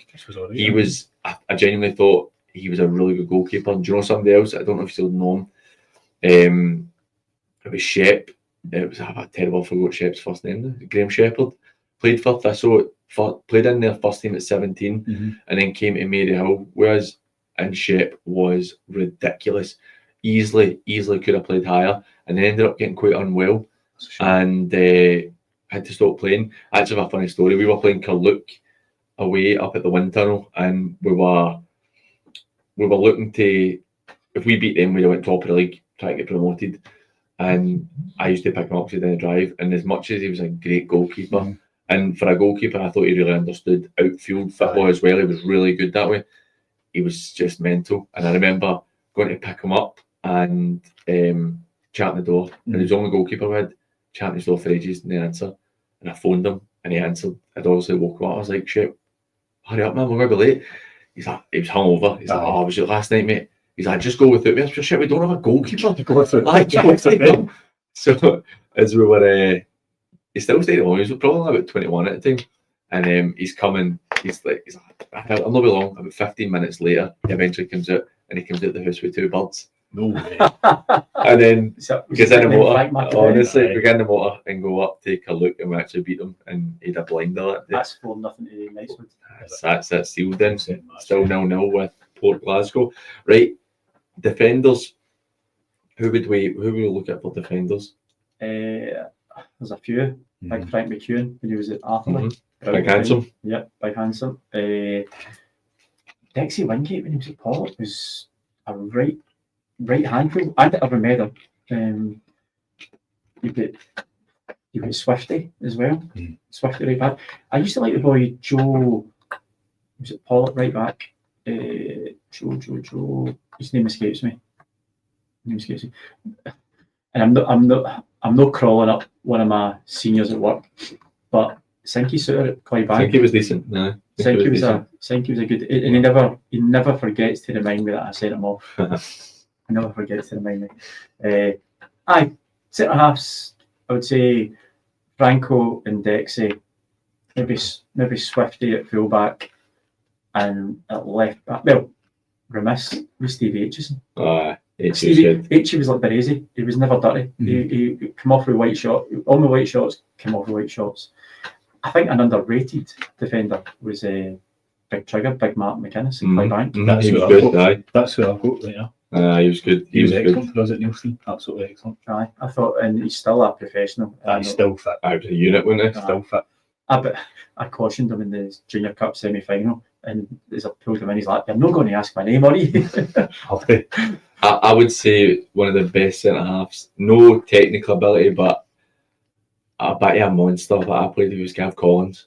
Yes, Gav was just used to be a gum shield. He just won everything. And do you know? I also thought that Petty was really good. I thought Petty was really good. Him and Gav beside each other worked well because Petty was a really good footballer. And I thought that they complemented each other well. It was quite interesting to see Petty go from being a centre half sweeper with Talbot, and then when he went senior with Stranraer and Barton, he was playing right back. But he was good enough on the ball. He was doing that. He was a good player. You maybe know Noodles, no? He was brilliant. You know a big guy either, only about 5'9". Fireman, Policeman. But actually everything in there, you get an early shout. And I've seen him mark against guys that are 6'4", 6'5", massive, and he'd win everything. But he was a solid guy, so he was just. He won the Scottish with him through back in 2001. I was at the game. Worst cup final ever. Aye. Best result. Imagine. But He's probably one of the best in I've played with. He's excellent. He played right into his mid-40s, maybe late 40s, and the Saturday morning amateur. As much as he's my mate, and he's Quigley was a decent player. Jimmy, like a wonder, tough man as well. No. A couple of goals coming in. Glasgow United are 2-2 with that, so that's a sore one for them to lose goals. 3-0 to Kello against St Peters, and Greenock are 2-0 up against Dorai, so that's a really, really big win for Greenock there. Coburn have pulled a goal back, but just be a consolation at this stage in the game. It's 3-1 still there, and it is now 5-2 to Glasgow Uni against Threave. Threave have fallen off a cliff. That's a shocker in terms of what that means for them in that third division. I mean, they've got 7 games remaining. As it stands, they are 7 points behind Ardea, who have 2 after today. They're running out of time, and Greenock they're 7 points behind Greenock. They are got a lot of games, but still, this is what we spoke about before. They've got a lot of games still to play. They've still got like 7 games after this. How many are away? How many are midweek? I know. It's still in their own hands. Kyle Lafferty with a late goal for Johnson Borough against Pollock. That makes it 1-1. Glenafton have pulled 1 back against Clydebank, so it's 4-1. Jamie Darrett enters the fray to a standing ovation as he replaces Matt Niven. Jamie announced this week that he's going to be hanging up the boots and just full-time coach with Clydebank after the season. I think that's a massive. It's a nice touch for Clydebank to get Jamie that because he's been there for years, and he's a good guy, Jamie, as well. The Thorn are 6-1 up against Irvine Bix. 42 minutes in, East Kilbride go 2-0 up against Brora. That's a massive one. And you said that, I think at 2 or 3. Yeah.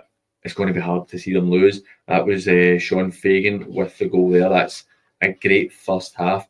Girvan in the 88th minute go 2-1 up against Fairleven, who have been reduced to 10 men. So we're getting to the stage just now where Trin score in the 86th minute, go 2-1 up against Gap Cairn. Oh, no way. They were 1-0 up to it. 1-0. That's a sore one for Gap Cairn there. That now I think that's them. puts Gap Cairn bottom of the league. 2 games remaining. That's it. So Shorts are 24 points. Gap Cairn are relegated. That's them relegated, officially relegated. Yeah. So that is, if Shorts can hold on to their win, Gap Cairn are officially relegated today with 17 points, 2 games remaining, and Shorts will be on 24, so 7 points clear. That's it. We spoke about mentality with Gap Cairn earlier on the season. They seem to be in such a precarious position. Be 1-0 up and concede 2 late goals. That's confidence. Take it down. That's just it's the lack of confidence. That's it. That's it. They've just folded.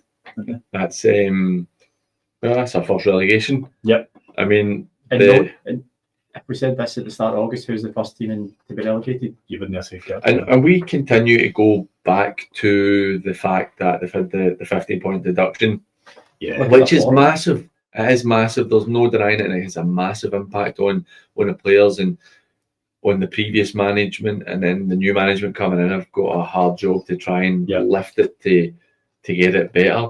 But let's be honest, they have been the worst team in the league by a distance since they had that deduction. Leagues don't lie. I mean, they would be sitting with 32 points right now, so they'd be sitting in 11th place.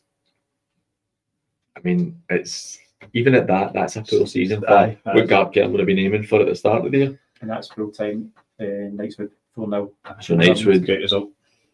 A game closer to getting promoted.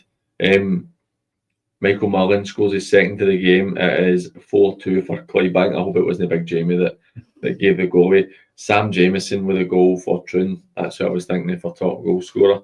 Glasgow Perthshire now down to 10 men against Ardea. Gap Cairn just hit the bar in the 88th minute. They've just hit the bar. 6-0. Cami Haddo scores for Nielsen. 6-0. That's a great result for them. 90th minute. Hurlford equalise against Shorts. It keeps it in. Gap Cairn are not relegated yet. They are still fighting. So we had them relegated a minute ago, and now they're back in the hunt for it. I don't think it's enough for them. I think they're going anywhere. They're still bottom of the league. But does that Darvel, does that put Darvel in a position where they might be able to stay up? Darvel As it stands, they are sure they're winning. they're winning. Aye. So they're on 18 18. shots as it stands. They're on 22, 4 points between it. Yep. Between them with 3 3 games games. remaining. Still staying. It's possible. In Darvel, the remaining fixtures are Clydebank, then Benburb and Largs. It's pretty tough. It's a pretty tough end to the season. Depends what Clydebank turns up. I know. It depends. It's They've got bigger fish to fry with playoffs and stuff like that. So that's although I'm saying that, you would still think the depth of the depth yeah, that they've got. That's a bit of a shocker. And Players playing for position and all. In these aye. games, do you know what I mean? Know what you go and stake a coin for the bigger games coming up. In terms of that, we're looking at potentially Musselburgh. That's another goal for Ardere. Cumbernauld have lost a goal against Ardrossan. It is now 4-3 to Cumbernauld. I think that's an impressive result for Cumbernauld. The fact they were 2-0 down, go 4-2 up. Ardrossan will be bitterly disappointed.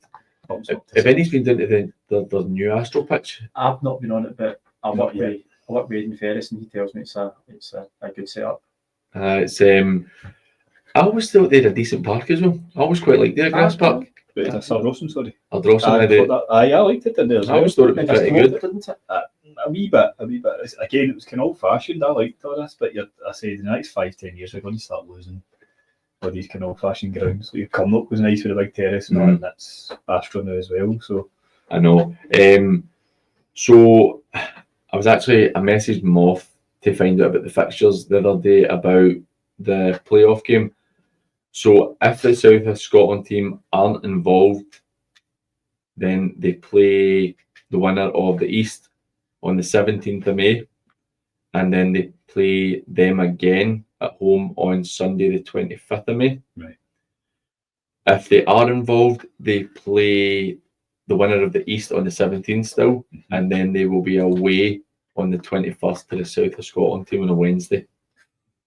So they'll be looking to see who comes up from that South of Scotland league, which is we're not really sure because it's only 2 points in it with Newton Stewart and Lochar, but Lochar on they don't have the licence. So if they win the league, which is looking very possible, then Clydebank it's just a head-to-head against Musselburgh, which I think would be a bit better in terms of it seems almost fairer in a sense. You've got a lot more fan involvement in that. I think so. Yeah, totally agree with that. And it would be quite good. So I'm hoping to be able to go to one of the games. Well, not be able to the 17th, but the next game I'd be hoping to go to, that would be a nice one. If it's Sunday the 25th, is that the holiday Sunday? The holiday weekend?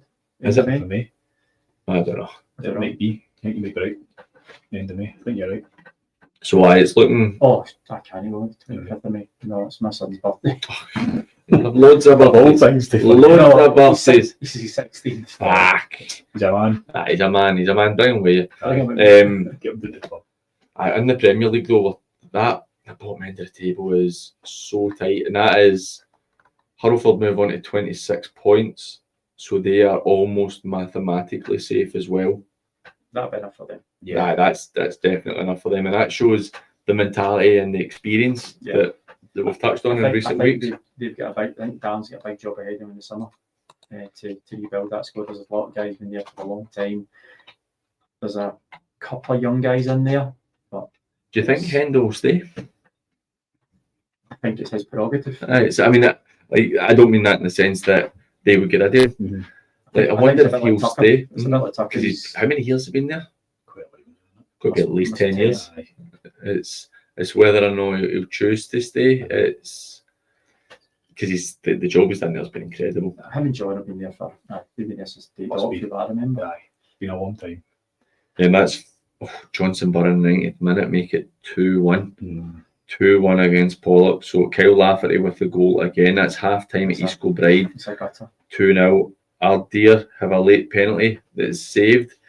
Dylan Dykes in the 89th minute puts Cumnock 1-0 up against Beith.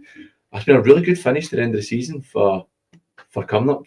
Aye. I mean, this is Swifty now seem to be getting the they beat Hurlford 3-1 last week, a 3-3 draw with Shotts the week before. They beat Johnson Borough, they beat Darvel, they beat St Cadoc's, they lost to Talbot. They beat Pollock. That's been a really, really good run of form for them. That's 1, I think that's Dylan Dykes. 2, 3, He's the top 4, goal scorer as well. Yeah. 6 wins out of the last 9 and a draw in there as well. That's good At form. one point we were talking that they could maybe get dragged into this relegation as well, but see just another wee bit of trivia, look at that there. They're the only ones, them and Paul could get a 0 goal difference before the kick off today. Before kick-off. And they are now, with this win, granted teams have games in hand on them, but they've now moved into 7th place. It's been a good turnaround. And it's been a great turnaround. I think that, like we touched on earlier, that Swifty, and I'd said it last week, I think, that I was told by a committee member months ago at coming up that he would be staying regardless. They were going to give him time, and it looks like it's paying off for him. Yeah, definitely. Because that's, barring Clydebank, that's pretty much the best form in the league. Yeah. And they've had a really, really strong... And it was a big turnaround in the squad that he brought in at the start of the season. Yeah. It was a complete washout. So, sorry, I don't mean washout in that way. It was like out of the old in the new. So, yeah, fair play to him. Well done. That's full time. Darvel 3, Benburb 1. Big 3 points. Ross Forbes fires a long range effort in at the back of the net for Thornleywood to make it 2-1. That's not really a surprise with Ross Forbes. What a left foot he's got. 35 yards. He's got the 35 yards in him. Full time at Glen Kern. 3-2 to Glen Kern. So well done, gentlemen. You get your result there. Right. Full time at the Meda. 1-0 to Arthurley. It's getting really tight at Meda Park. It's getting really tight. Fortunately for the Meda, Rob Roy have lost today. Full time at Duncansfield. Cosaith 1. Les Mehago 1. That could be a really good point for Les Mehago. Full time with O'Reilly and Greenock 2-0 there. Fourth have beaten Bonneton 3-2. That's a really big result. Massive. The Ants are still winning as far as I believe. Well, that is changing things down the bottom of that league. And it shows how quickly it can turn. I mean, if it is as is, that's 23 points that fourth would go into. 25 Ants. 25 the Ants. We don't know the Camas Lang score, but there'd be 26 as it stands.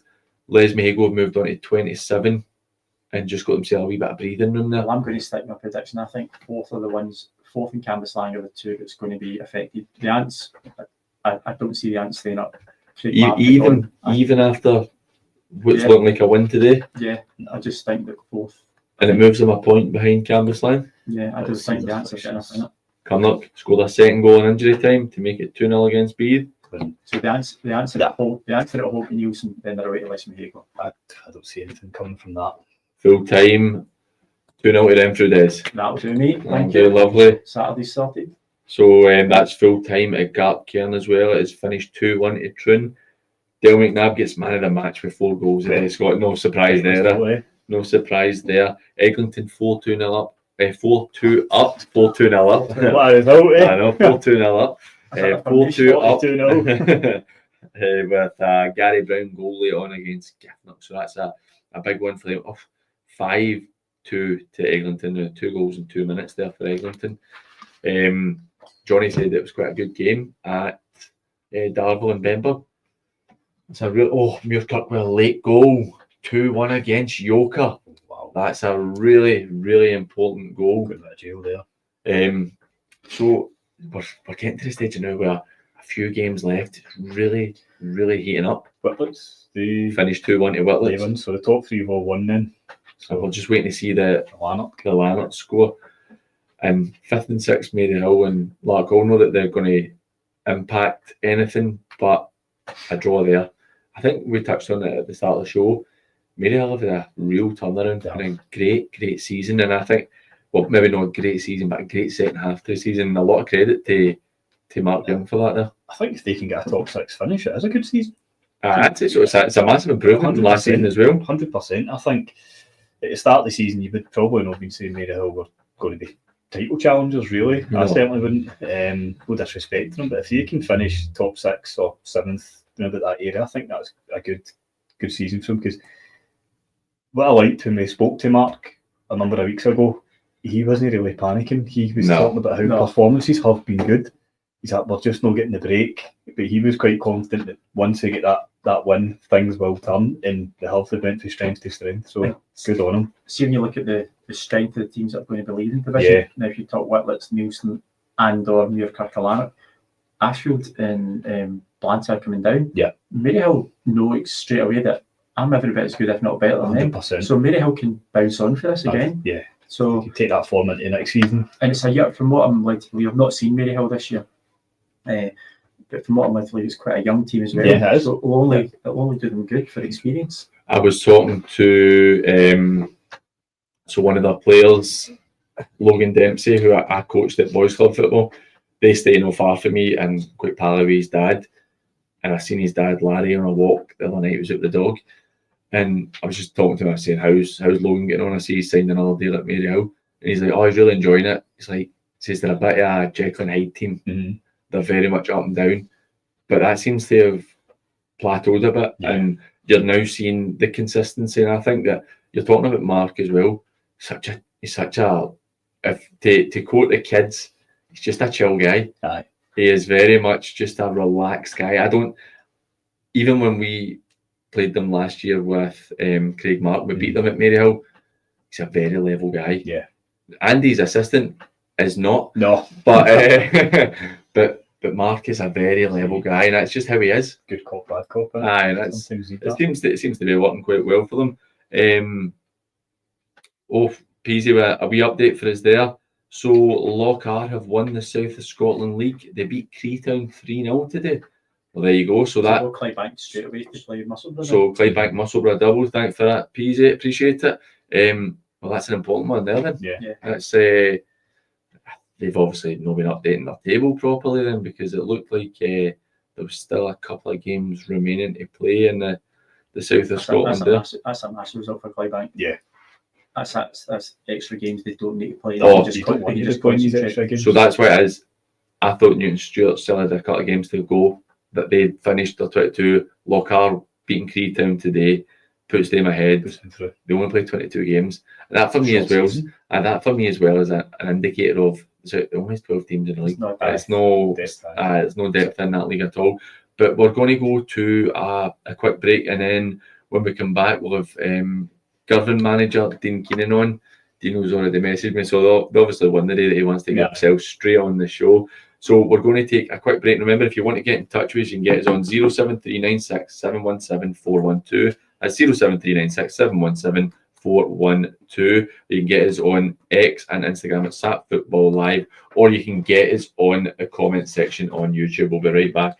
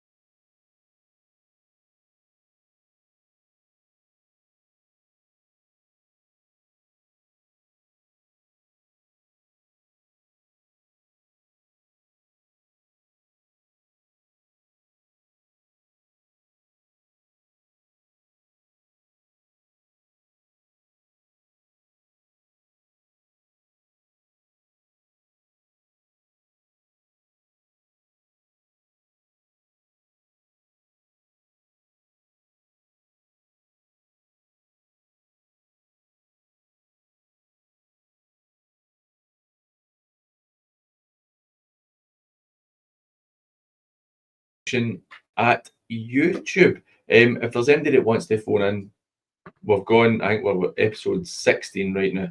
Somebody phone in. Right, somebody phone in. We're getting to the nitty gritty. It's getting so tight. Don't be shy. Here's a wee phone in. Paul's anxieties are ripping at him. No, I just want somebody to phone in. Well, just somebody telling you love him. 16 episodes. Well, technically it's 18 episodes because we had two pilot episodes. So I wasn't involved in them. No, you weren't. That was the original. Danny Taylor was the man then. Was it? Danny Taylor. So it's very. But we're here. We're here for you if you want to phone us or send us a wee message. And you want to talk about how much you love us, how much you hate us. Ask us questions. Anything you want. We'll go to Dino and see how he feels after their good win against Fairleigh Leaving today, which was a really important one for them in terms of staying in the league.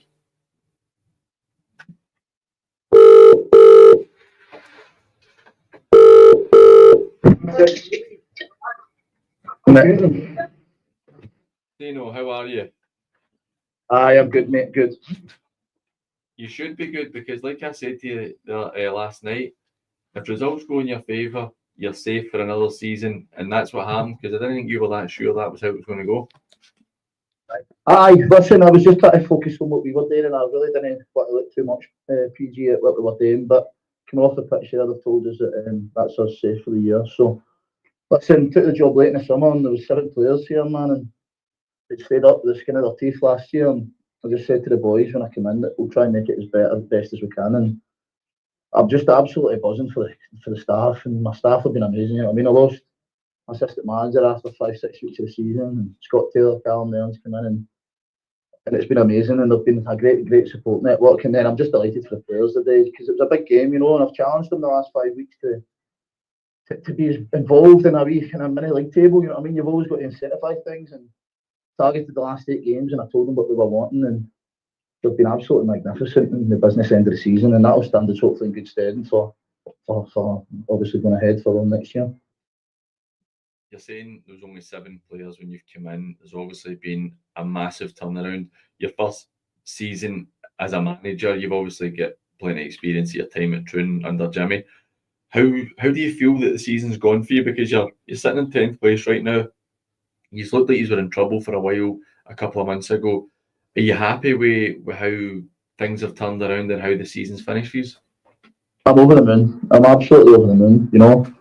If I'm being honest, you know what I mean? If I'm being completely honest, I went into the job in the summer, and, you know, sometimes I looked at the likes of Luga with George, and they had to go down before they could then regroup and then come back up and be stronger and challenge. And, you know, that was a consideration at the start of the season. There's no doubt about it. And that's where I've got to thank the chairman and the people behind the scenes, because I never felt any pressure whatsoever about the league table. And I know they've been consistent with my message anytime I spoke to you guys, and that's why, because the thought and the fear, I never lived in fear about going down in that, and I think that's kind of helped, because the boys, you know what it's like, we've all been involved, and we're down the bottom of the league, and you're checking, and you're maybe a bad run of form, and then it can really bulk you down, you know what I mean? I've just tried to focus game by game. It's been an unbelievable experience, just learning my first year in management myself, and I've been, like I say, my staff have been absolutely unbelievable, and my family behind me as well, because you know what it's like man, it's not just Saturday afternoon or Monday and Wednesday night. It's a full-time job, and I just feel absolutely privileged to be in the position to help these players over the line today, and hopefully we can go and really finish strong in the league and get into that top 9-8 of the league. I think that's an important point you make there, that the committee allowed you the safety net of no having to worry about going down. It's allowed you to maybe not have the same nervousness you might have, which players would pick up on. Now, we're looking at next season for you now that you're safe. You know how it goes. Are you already got things in place for players that you're looking at and what you're trying to implement for next season? I have, We've managed to get probably 95% of the squad that we've got here signed up for next year. There's 1 or 2, hopefully, still to get done. And I've been out watching games where I can. My staff's been out watching games where we can, because you know what it's like, mate. If you don't, then you're going to lose a mark on someone, because someone will be in to try to get players. You know, there's not a massive pool of players, and we're all kind of fighting for the same kind of players. So, but of course, listen, I'm going to enjoy the night. I'm going to really enjoy the night, and then from there, I'll be back to work again next week. You know, I'll be out watching games all next week, and then give the boys next week off. I've not got a game next Saturday, so I'll be out watching games, try to identify more players, and try and hopefully improve the depth in the group, because, you know, my squad here has been decimated throughout the year through a multitude of things, but I've had a really consistent level of 7 or 8 boys here coming out every week, and it's been a massive difference for me, because I've really relied on them. The senior boys have been unbelievable for me. And I think that I'm just really, really thankful now. You know, to be honest with you, I'm a bit drained, but just the emotion of the day, because we all play football for moments, and that was a magical moment when the skipper headed in with a couple of minutes remaining. Look, mate, I'll let you go. I can actually feel you being drained, and it's a great day for you. Girvan stay in the division, Celtic win a league title, so you go and enjoy your night, mate. Well, big guy. Thank you. Cheers, mate. Take care. See you. Something's telling me he might have a wee bit of sorry tomorrow morning. I think that could be the case. We're going to go to. And by the way, well done, yeah. It's been a very good season for them, I think, considering the situation they're in. We're going to go to Jimmy quickly just now. Oh, Jimmy. Result of the day. Oh, aye.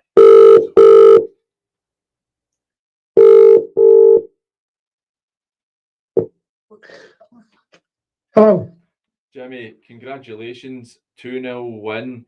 You guys, we've touched on it in the studio, myself, Des, and we've got Scott Perry was. You have been so consistent of late, and you must be absolutely delighted with your current form. Yeah, delighted over the last 10 games, Paul. It's a really tough place to come, Villa. Clyde never make it easy. They've been on a great run as well, so it wasn't one for the purist today, but it's just to make it 3 points at a stage of the season, so I'm buzzing that the boys managed to do that. You've only got one game remaining now. It is Petershill, and you've got a couple of weeks off, which maybe is not what you're looking for. What's going to be the plan during those couple of weeks off? We got a lot wounded, to be fair, so the couple of weeks off I'm going to give boys a rest and need it. So we've got a few boys running in empty. We've got a couple of boys coming back, so I'll try and organise a friendly, make sure training's still at a good competitive level in between having the days off. So we've done as much as we can possibly do now. So when we get to the last game of the season, everything should have kind of levelled out, and we'll know where we are and what we need to do if we need to do anything at all. In terms of if results go for everybody, you guys could potentially miss out. Now, you've got the 3 years in here who are all hoping that you don't, because I think your form's been tremendous, and we've all, Des and Scott in particular, got soft spots for them too. But even if the worst were to happen in terms of just missing it, how proud are you of your team this season, considering where you've come through for the last season? I'm immensely proud that each and every one of them, they've all put their bodies on the line for each other throughout the season. If we do miss out, then it's a learning experience for them with a wee wobble round about Christmas time where we dropped a couple of points from winning advantages at last minute penalties and free kicks, so they should learn that with game management, which has done great today. We've scored, and then Billy Clyde through everything else, we've managed to get another one and then managed to see the game out with proper game management. So they've evolved and they've learned, so I'm absolutely delighted for them individually and collectively as a team. So if it's not to be, it's not to be. It's other people deserve to run at the table, never lies at the end of the season. So we'll just need to wait and see what happens during the week and prepare for Petershill 3 weeks' time. Jimmy, it's Des. All right, mate. Do you want me to happen first, or you? I know what it's like. I always put the downer on everything at all. I phone up to give me pelters if we have a good result. So, Hey, don't worry, but I'm driving up the road, so I can hit that emergency exit button, so we can get rid of him. But listen, I said before the game today, I think this is the hardest game that we would have, because Fullerton Park is the exact opposite of what we've got around for it. It's narrow, it's tight, it's bobbly, it's grass, it's everything that we don't have around for. And to me, taking my Renfrew hat off, that's the result of the day. That was absolutely brilliant, mate. Absolutely brilliant. Cheers, mate. I think it's you couldn't have picked a harder last away fixture for us. I said that in the game, the changing room before the game. If I was to put it on paper, this is a place I wouldn't like to come. John and his boys have worked really, really hard. You can see they're really tight unit as well. They've got good quality players in, and they know how to play here. So I'm absolutely delighted at the fact that they managed to come here and pick up 3 points. Well, sorry, I hit the wrong thing there. Well, if you're doing a bounce game, he's a shout. Well, cheers. I was not saying that you would not go up. What I was actually trying to get is regardless of what happens, you're still getting packed. How proud are you of your team? Because it's been a sensational season. Don't let Des try and turn you towards me, Jimmy. I know, you can never do that, mate. I'm just playing devil's advocate with him, mate. You know that yourself, all right? Look, mate, thank you very much for coming on, and enjoy your weekend. Congratulations again, mate. Cheers, mate. See you later. That's why you doing that to me. Like, yeah, Like, we drew you on the quiz site. Just get it. I didn't holding a grudge. I didn't do any. You flung it in yourself. You turned around to a guy who's tapping a league. I did not mean it that way. What if you don't go up? What if you? I did not mean it that way. And see, if I'm being honest, I was, as you were talking to him there, I actually looked at the remaining fixtures for Glen Kern, because I think Cowan and Arthur will both go past Renfrew. I was looking at the fixtures for Glen Kern. I don't know if Glen Kern, the Urban Meadow one's one that sticks for me. Even the Coburn one as well, because they're fighting for life in there as well. So I think that Renfrew, if they beat Petershill, I think they could get third. So they are. I genuinely believe it. And Renfrew in the Premier League potentially. I think they'll beat Petershill. I think they'll beat them as well. I think we'll beat them. And it's Renfrew in the Premier League again. What date's that game? 17th. Final day, Des. You're in here. You're on the controls that day. I'll need to get You'll be nervous enough as it is. I'll need to get a drone or something. You'll be nervous enough as it is. I'll tell you what. If we're in position that we can go, I'll present the show wearing my Renfrew shirt. All right, that's fine. That's absolutely fine.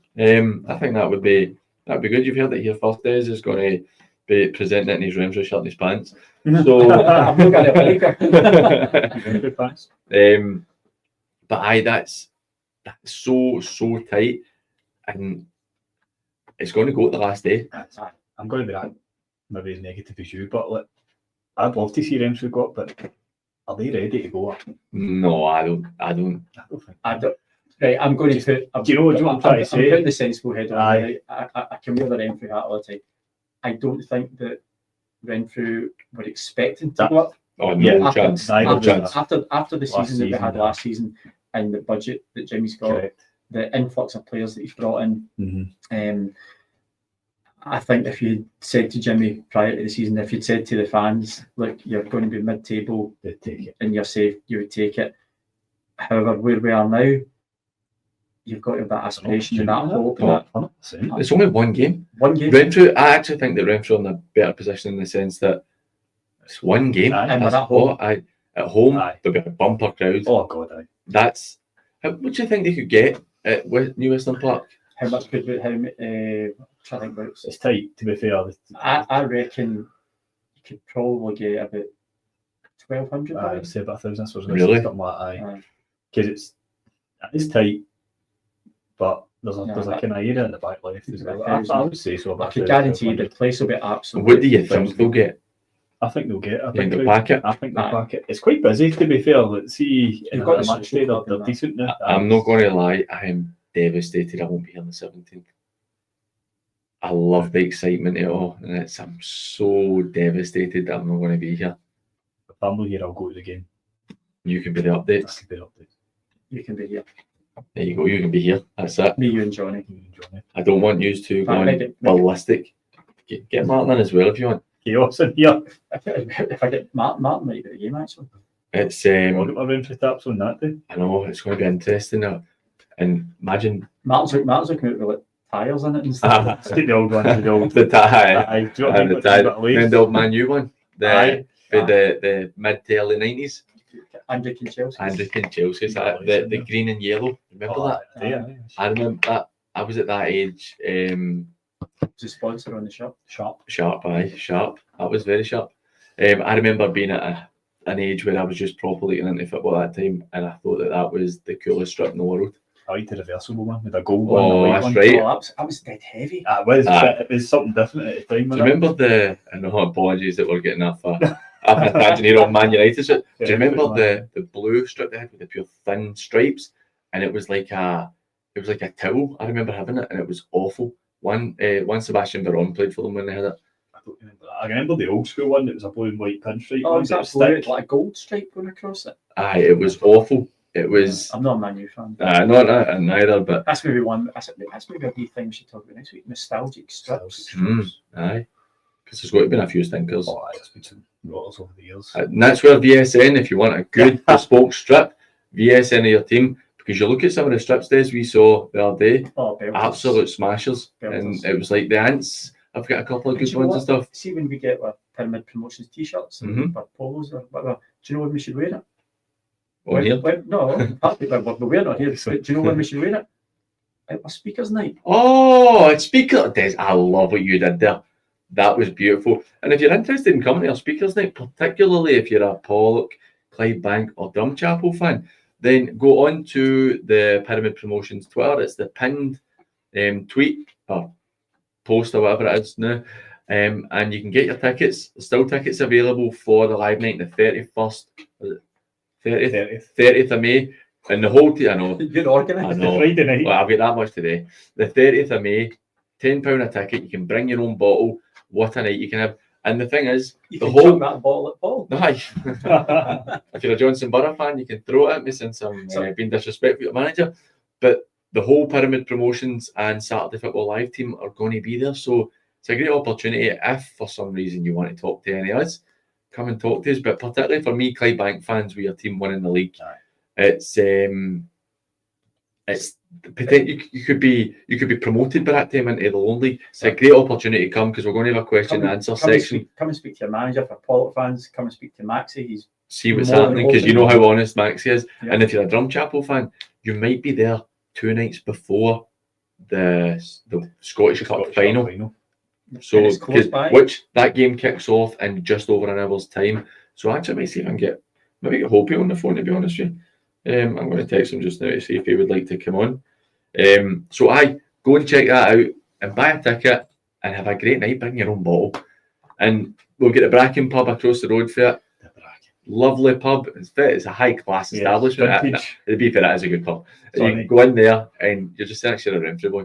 I'm Go in there, get a couple of beers. Didn't bring my passport to get me asked. My balaclava on. Lads, They can I recognise don't out see that. see if you come in, you probably get I somebody don't will live come in in, Renfrew anymore. clean these up a wee bit and that, and then let you come in. You know what I mean? You're riff-raffing down the road. But Maybe fair, stand up. if we're used to you're slumming it coming into us. The Scottish still a Renfrew, but you need to phone ahead to see if you can come in. My boys even swear posh now. It's a different generation, to be fair. So get yourself checking that out, and I think it'll be a great night. This That will be good. I think it'll be. I mean, Moff will answer any. He's going to be on a high. Clydebank fans will be. Of course. They'll be able to sing the place out. Maxie will tell you as it is. Adam is Hope he's quite honest as well. Hope he's very honest. Adam will give it to you as it is, and obviously you and I will just try and keep the conversation going. And just marshal the night, and the rest of the boys will be there. Danny bring a referee whistle. Well, you might need to. You might need to. Cards. Cut a cards, Aye. in case anybody swears on air again. No, and you're allowed to swear. It's a live night. It'll be a good laugh. We don't swear, brother. No. Well, I tell you what, you swore the day, so you need to That was a yourself. booking winner. That was a booking. That was a yellow card there, Des.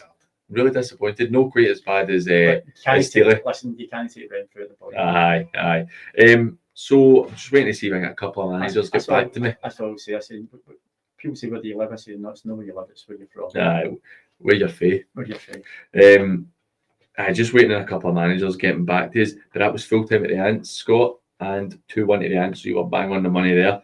I've had another stinker of a day with results, so aye. You think to beat Bookie? Aye. Well, I did actually. I did, and they said they wanted to listen to the show before getting involved, and they've not got involved. So, aye. Because we make too much money for charity. So, full-time result coming in from Lanok. Camas Lang 0, Lanok 3. Just seen that, sorry, I might update you there. So that's 3-0. That's a big one. Second half underway at East Kilbride. Ashfield 3-1 up against Blantyre. Still 2-0 with East Kilbride. It's quite an interesting one for me. If they can go and get, like you said, if they can get another goal, then I think that's a right good result for them. I always think that if you look at a 90 minutes game, and I know this is obviously 108 minutes, see if it's 2-0 and the opposition score 2-1, the game's still very much alive. Right. But if you get that 3-goal gap, I always think that's that. Heads go down. Yeah. Right, we're going to get Hoppy quickly before the game. Let's just get back to me there. Says it has to be now. So now it is Hoppy.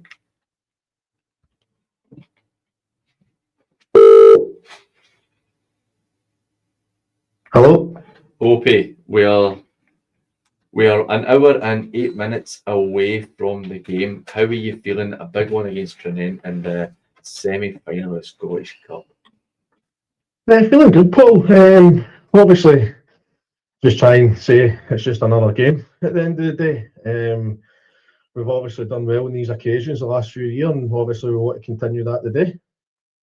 You are very much I'm going to sound like I'm a great league team, but you're a good. You've done so well in the last few seasons in the league, but you're very much a cup side, and you had the South of Scotland Cup final a couple of years ago. You've won a couple of trophies. What is it about the cups that seems to suit you guys? It's just the hunger for the players. Obviously, want to reward themselves with silverware at the end of the season. At the end of the day, I think I speak on behalf of a lot of managers. It's we can only set out our stall and obviously hope for the best, but ultimately it's down to the boys to go and perform, and that's obviously what we'll be looking to do today. How is the team looking? Is there any injuries? Anybody missing or struggling for the game? No, we've actually got a full squad, PG, which is amazing. To be honest with you, obviously we've got a few guys in there that are just back and maybe not quite there fitness-wise, but they're definitely in the squad and available for selection. What are you expecting from Trinent? Obviously a very good side and a really good team in the league above. What are you expecting from them? Very tough, very physical, very direct game. Obviously we've done our homework, and I don't know if there'll be much football played today, but obviously we just want to come and take care of ourselves and hopefully take the best result possible back to home park next Saturday. Home park? He's not putting the jar? No, the game's not at the Dure because obviously there's an issue with the capacity at the Dure, and also the Donald Dure Centre shuts at 5 o'clock. So it was just best for everybody involved that we moved it to home park. I suppose it's the same surface and it is a place you are comfortable playing in. Hopefully we were just trying to punt tickets to the live night which you're involved in, and we were saying hopefully that you're going to be sitting on the panel with us 2 days before the Scottish Cup final and you're ready to go for it. I hope so. That's all I say. I hope so. The boys have got 180 minutes to go and get themselves into a cup final. So I'm obviously quietly confident if we do our jobs properly and we turn up in the right manner, then hopefully that is the case. Look, mate, all the best today. Really hope you can go and get the result, and hopefully I'm texting you later on saying congratulations. No problem, mate. I appreciate it. Cheers, mate. Take care. That'll be a tough game. Do you know what? Part of me thinks that the Drum will beat them. Maybe no this game, but I think they might beat them over the 2 legs. I think Trinent, I've seen them a couple of times over the last couple of years, and like Adam said, they are really, really stuffy. When I seen the last one, seen was at Christmas, it was up at East Kilbride. They were 1-0 down, they were 2-1 up, going back to 2 each. I've seen them playing Caledonian Braves. They're not pretty on the eye, but they get the job done. Going through to Trinent on the grass park, they have a big crowd there, big home crowd. I think that if the Drum can come away from there with a draw, would be outstanding. Good result. If they even come back 1-0 down, I think 7 to play for. Listen, they're a West team. I really hope over the 2 legs that they do it. It's a difficult ask playing against a team that's division above you who get probably a significant budget, bigger as well. But good luck to them. I really hope that the game's alive. Coming into the next leg. And it being at home park, how do you think that'll have an impact on it? Because the Dure is quite an interesting place to go, because it's very similar to Renfrew in a sense. It's very tight when everybody's on top of you. I think they'll be okay. Home Park's a great facility. Do you know? Home Park, you said that, man. I personally love playing home park myself. I think it's great. It'd probably be better for the capacity as well, because as you said, that's what he touched on there. The surface is excellent, so I don't think it'll be a problem for them at all. It's more the occasion they're playing and not the park. Do you know what I mean? So I think it'll be absolutely fine. I think they've got a shout. I really do, and I think it'll be a great advert for our league as well if they can get the job done. Well, we've got three Western Scotland teams in the semi-final. Exactly. So it's a fantastic advert for the level of football that we play at. Just a wee update there from Peasy. It is now 2-1 East Kilbride. So you're going from very, very comfortable to squeaky. I still think there's a couple of goals in this game. Well, the thing is, both of these teams score goals. It's so I think it was a guarantee you were going to get goals. And I wouldn't be surprised with East Kilbride scoring up there next week. No. I don't think that would Same be. with Roanoke score. I don't think that would be much a surprise. On the Clyde Bank, well, on home park, sorry. Do you think that the Drum will get a decent crowd? I think they'll because it's only a mile and a half down the road. So sorry guys, we're going to go to Gav Anderson, coach at Greenock. Hello. Gav, how are you, mate? That was a really good, important win for you today. How are you feeling after it? Oh, absolutely buzzing, PG. We've given ourselves back into the promotion race now. After last week, we needed a big reaction. It was really positive today. It was against a team that obviously only lost one in the last 11, and a tough place to go and win. So I think we were patient for most of the first half and played some good stuff, but we got our rewards in the second half. We've spoken about it in the show. There are a couple of results that have gone against you after having a ridiculously good spell earlier in the season. Today, yourselves, Coolside, Thorn and Ardeer have all won, but you've kept yourself in the promotion spot, and it's probably benefited you as well with Threave falling to Glasgow United. Glasgow Uni. Glasgow Uni, yeah, no, definitely. I think that's all. The gaffers said that for the last few weeks, we just need to keep winning. Obviously, last week against Finnart didn't go our way at all, so we just knew we needed to get the win today, and then it'll be the same again next week and the same again the following week. So, we've put ourselves in the position. That good run we went on before Christmas was in this really good spot that we're in now. So we just got to keep winning our games and then take it from there and see where we go. Your remaining 3 games, you've got Lugar twice with Finnart in between. It's on paper games that you would be favourites. Obviously, that's not how it always works. But are you feeling confident going into the last 3 games? I think so. It's particularly after today, particularly the way we played today. It was 2-0. We had a couple of really good chances where we could have gone to 3 and 4-0. So the boys are certainly going to be confident with the way that we've performed. So I think we've got to take that into the next 3 games and see where it lands us. But as you say, other results. The 3 result went our way, but the others never. But we can only concentrate on ourselves. So it's a positive win for us, and the way that we played makes it even more sweeter. Definitely, mate. Look, congratulations on your win, and it's finally good to actually speak to you because you've been great with you've been great with updates for us. So, Gav, congratulations, mate, and enjoy your night. Brilliant, Pete. Thanks, PG. Cheers. See you, mate. We're going to go to Jamie McKim at Irvine Meadow. See how he's feeling after their defeat today against Arthurlie. 1-0 at home. It's a bit of a disappointing win for them, but we'll see how it goes for them.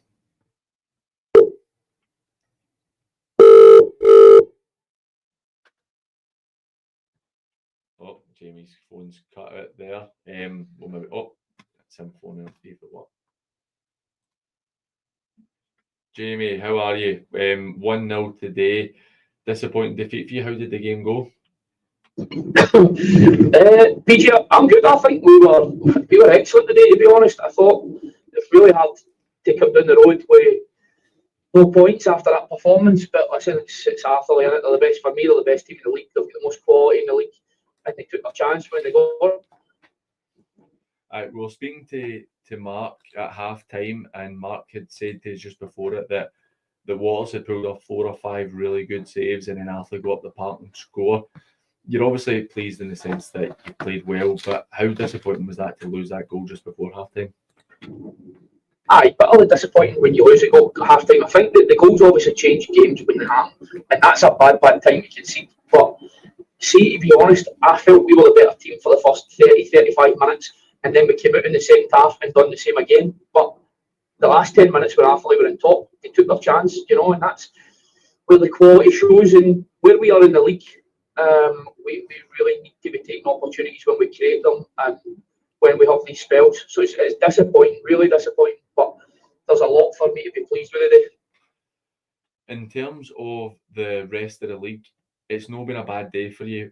Even losing, you've had Ardrossan lost, Kilbirnie have lost, Maple have lost, and Rob Roy have lost. So it's not been a day where you've lost any ground on anybody, and it's a game closer to the end of the season.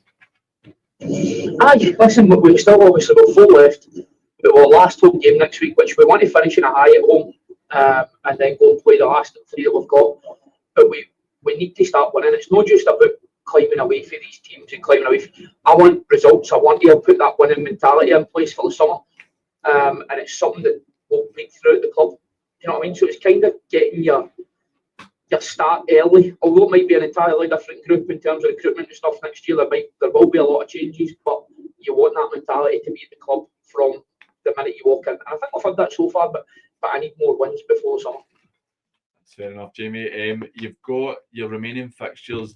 You've got Cumbernauld next week, Blantyre, Glen Kern, and Maple. So it's games that could really have a big impact on it. How you get into these games and how you're preparing for them? Listen, we always prepare the same way. We're always reviewing what we do on a Saturday, work on where we need to improve, and then prepare properly come the Thursday night, looking at the opposition. And it's just, see, to be honest, it's always positive. It's always trying to win the games. We're not just trying to take a point here or there. You're trying to make sure you don't lose, but you need to go and be positive. And I think the last 4 games, the last 2 were played Kilwinning and Atherley, which are the top 2 teams. I think anyway. I don't know if Renfrew have split them yet, but with that out with, we've competed and been the better side for a lot of the games. So if we go in with that level of performance in the last 4 games, we'll win. We will get enough points to have us in a reasonable position come the end of the season. Definitely, mate. Renfrew are still remaining top at the moment. But look, Jamie, thanks for thanks for coming on, mate, and have a good weekend. Thanks, mate. See you later. See ya. Do you know what? We're not going to go to another break. We're just going to continue through. Well, that committed. We'll get 26 minutes left. We'll continue through. No break. Jamie seemed quite upbeat despite the defeat there. I think he did. It's funny because Mark had messaged me to say normally Mark will get Jamie on the phone for us, and he said that Jamie was already away in the car. So he's obviously got something on them because he seemed pretty happy. As happy as you can be after a defeat. And I think the biggest thing that goes for him is the results around them. Oh, huge. That's dogging it all. And it's everybody lost. I mean, you're looking at you take Ashfield are beating Banter just now, but Ashfield are 16th.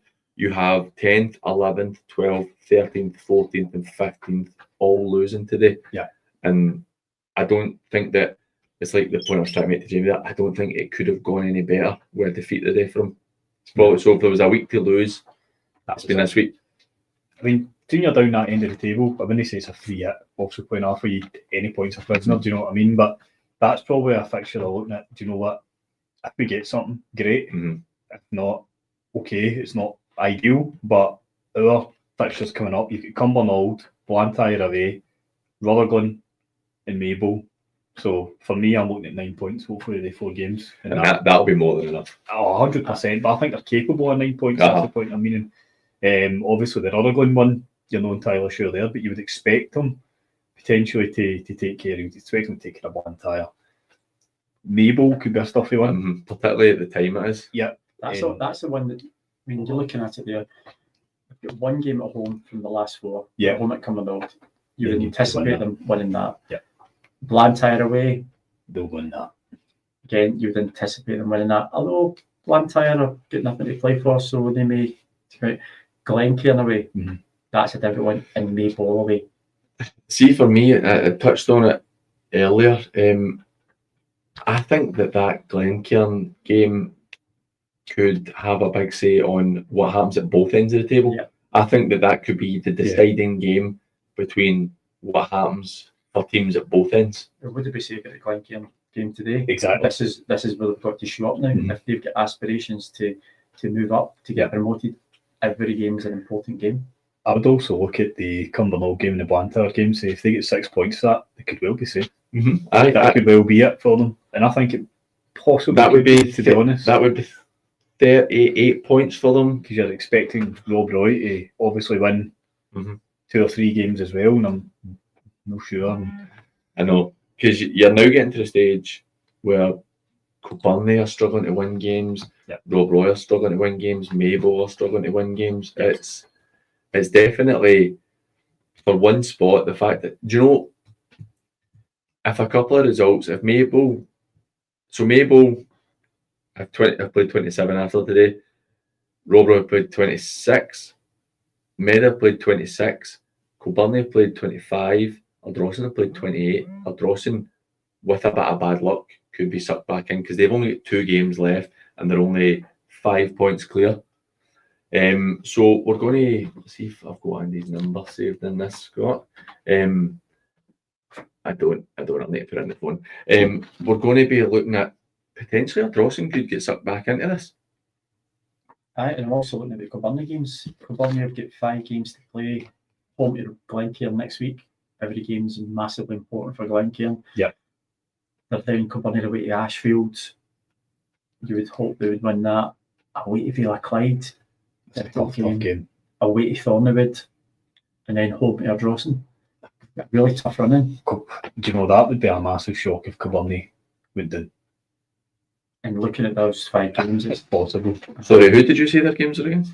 So next week they're at home to Glen Kern, and we know Glen Kern every game's massive at this moment. They're then away to Ashfield. You would anticipate a Kilbirnie win. Away to Villa Clyde. I mean, Renfrew dug out a 2-0 win there, which is, as Jimmy said, it was a tough game. Yeah. Then they're away to Thornywood, and then they finish up at home to Ardrossan. It's a tough run in they've got. Definitely. It is really tough, and good. How you know the club better than we do? How would that be for? That would be disastrous. I mean, aye, it would be disastrous. Kilbirnie at the worst are a first division team. Yeah. Club. Yeah. Club team and club, got to differentiate it. The Kilbirnie are operating under a massive restrictions in what they can do. They don't have the budgets that they used to have anymore. No. The crowds aren't as big as they used to be. It's heartbreaking because Kilbirnie, the guys behind it, they work tirelessly, and I know they've got this 100 Club initiative as well that's going on just now to try to help raise money. I just really don't want to see it. It's bad enough seeing them where they are. I just think it'd be heartbreaking to see them if they drop out of the league. I think the sad thing is nowadays, what you say, it's sad a lot, but there's a lot of level playing field more now with budgets, I feel. Obviously, you've got certain clubs that are blowing our clubs out of the water, but see across the board, budgets amongst the leagues are now beginning to become a bit more, I feel. But obviously, I talk about Kilbirnie, they've not got the budget, they're not going to attract the players. It's just unfortunate a sign of the times, and they're going to find themselves struggling. Yes, it's a big club, but we've seen it happen before. The big turnover of players as well over the last couple of years. You keep seeing when new managers come in and get, I think probably the longest serving player just now would be Scully. Probably, yeah. And you get Danny Banter too, who he brought in as well. So we're going to go to Nielsen manager Andy Whiteford right now.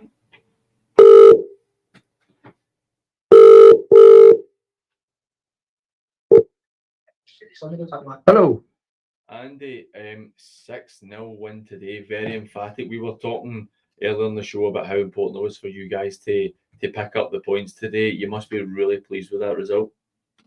Yeah, absolutely. Yeah, I think if you'd said that at the start of the day, I would have bit your hand off for it, you know. I thought we started the game really well, really positive, and then scoring early always helps. So, no, it was good. We played some really good stuff first half, and obviously to be 5-0 up at half time.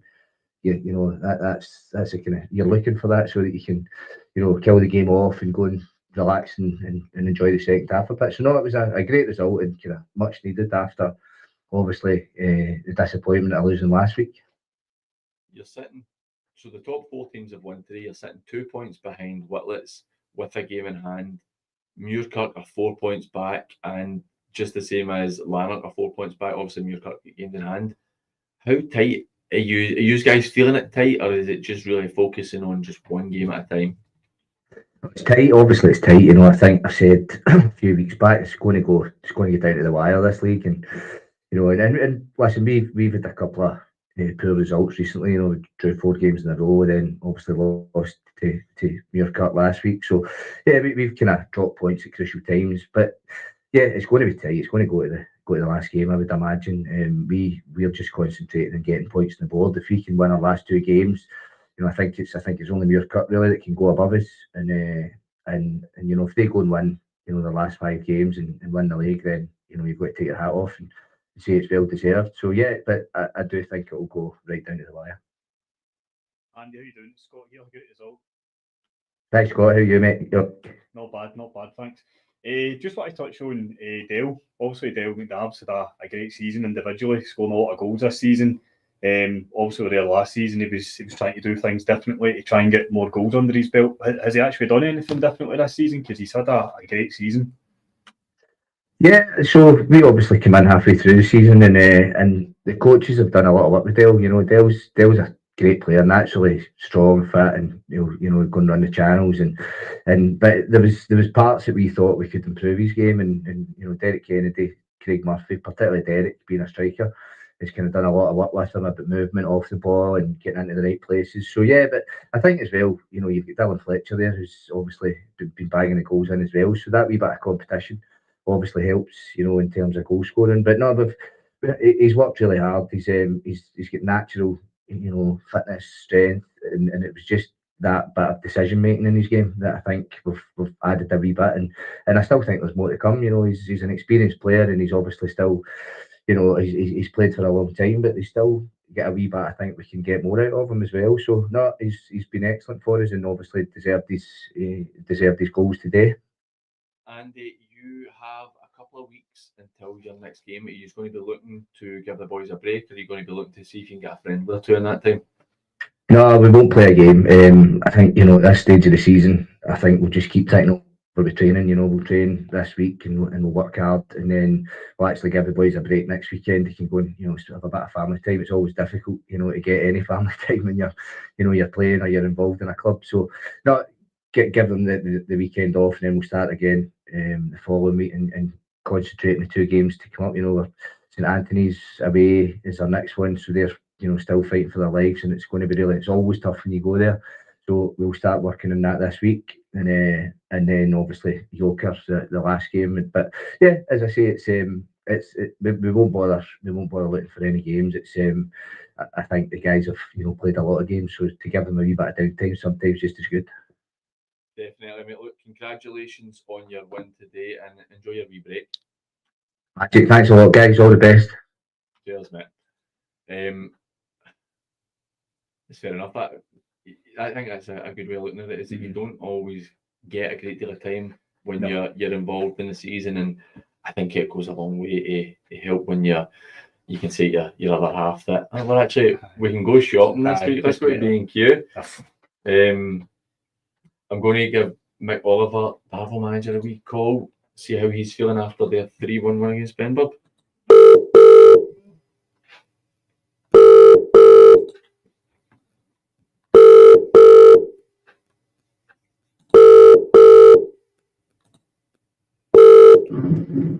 Hello. Mick, 3-1 win against Benburb. You must be absolutely delighted with that result today. Yeah, I delighted to win the game, mate. Obviously, it was a must-win game for us, so we knew we had to win to keep ourselves in it. So thankfully we were able to do that, and we were deserved winners, to be fair. So it keeps us alive anyway. It keeps us fighting on to next week. Johnny Bailey was doing at the game for us today, and he said it was actually a really enjoyable game. Hurlford scored a late goal against Shotts to take the win away from them. And obviously you guys beating Benburb and Glen Kern lose, you've moved off of bottom spot, and like you said, it gives you another week to keep fighting. He's made a bit of ground today. That must be a good feeling as well.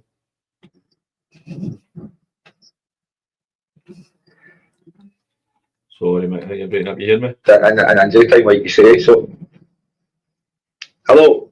Hi, Mickey. Hi, you hear us? I can hear you, mate. We're driving back through back roads and stuff like that. Can you hear me okay? Yeah, I can hear you now. Aye. I know, obviously Shotts losing that goal. Injury time has helped us as well, because if they'd have won today, then it would have put them in a really, really strong position.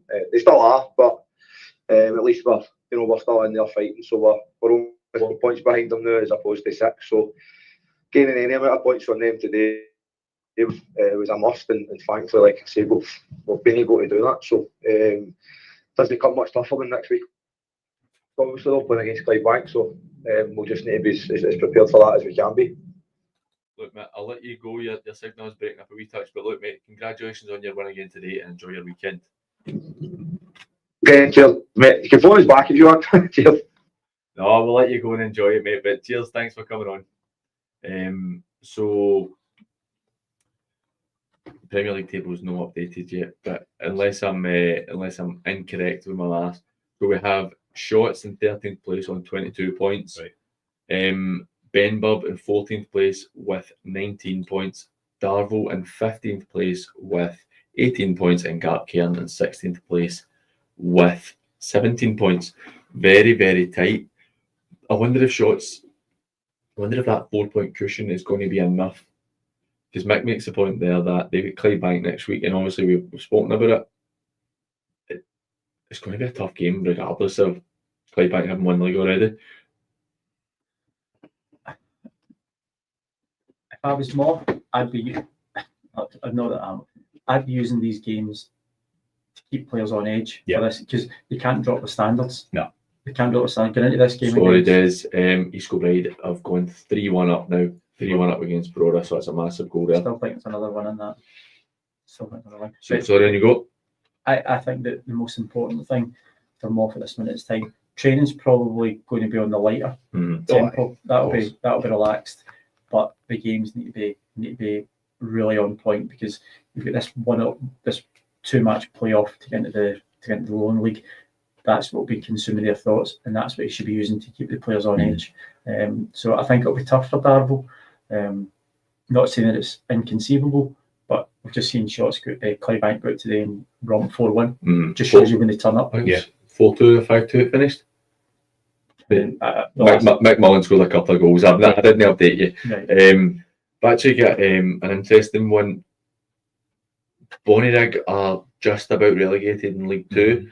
They were 1-0 up against Spartans. Forfar were losing. The gap had closed from 4 to 2 points.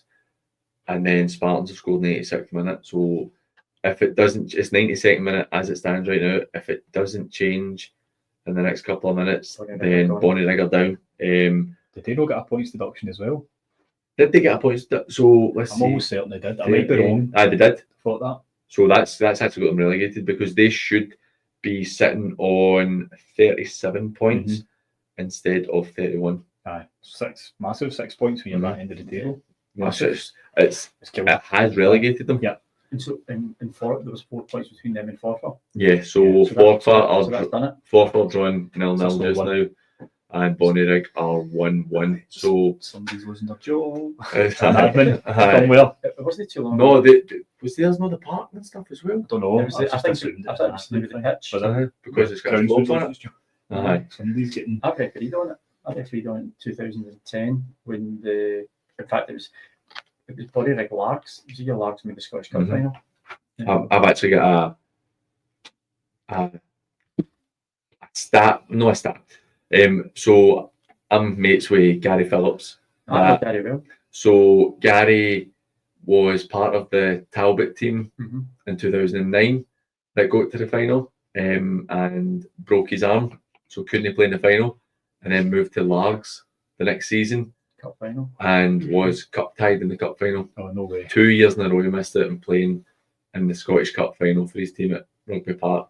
Once for a broken arm and once for being cup tied. And did they lose both the finals? Talbot won. Talbot won. Largs lost to Clydebank, did they? No, Linlithgow. Linlithgow, sorry, actually 1-0 Linlithgow. I was at that game actually. I read it. Did you? And I had Linlithgow. It was the warmest day in the world. It was a nice day, wasn't it? I actually remember that was the last game of football I ever went to with my granddad. I remember you telling me. No, I took my granddad. Did you know when I bet that day? I did. I had Linlithgow on that day. Sorry. That was a joke. That was a joke. That was good. We've had 2 swears and match fixing done in this show. Brilliant. By the way, that was a joke. You've just set off. Every game is questionable now that Des is done. But that's so that was that the last time Largs were in the Scottish Cup final? 2010. I think so. It must be 2010. Who was the strike force for Largs that day? It wasn't Gary Phillips. I was 22. Oh, 2010. I'd been 19. I was 22. I wouldn't have been watching. Who would have been the strike force for Largs? James Marks. Slick. One still playing, yeah. Slick and So I know a few boys that were in that team. Was it Lapsley? No. Nah. Too early, wasn't it? Too early. John Paul Dow. Dow. So I was going to say Martin Dow, but I was trying to remember that Martin was the striker. And there's actually still another current player playing. I think he's at Drumchapel now. The only player I can think who's old enough would be Kevin Nicol. Diaz. Right, Deasy. That's right, Deasy. Because Deasy would have been 23, he's a year older than me. Because that Largs team, they had like... So this is only maybe 2 or 3 seasons later. It was a great team. I was playing the back four when I was at the Port was myself, Paul Coyle, Eddie Walton, who both played in that final. And then... I think Coyle, Eddie was there. Eddie was there. I thought Coyle was part of that squad. Might not have been. And then Scott Patterson. That was your back four in the bottom division.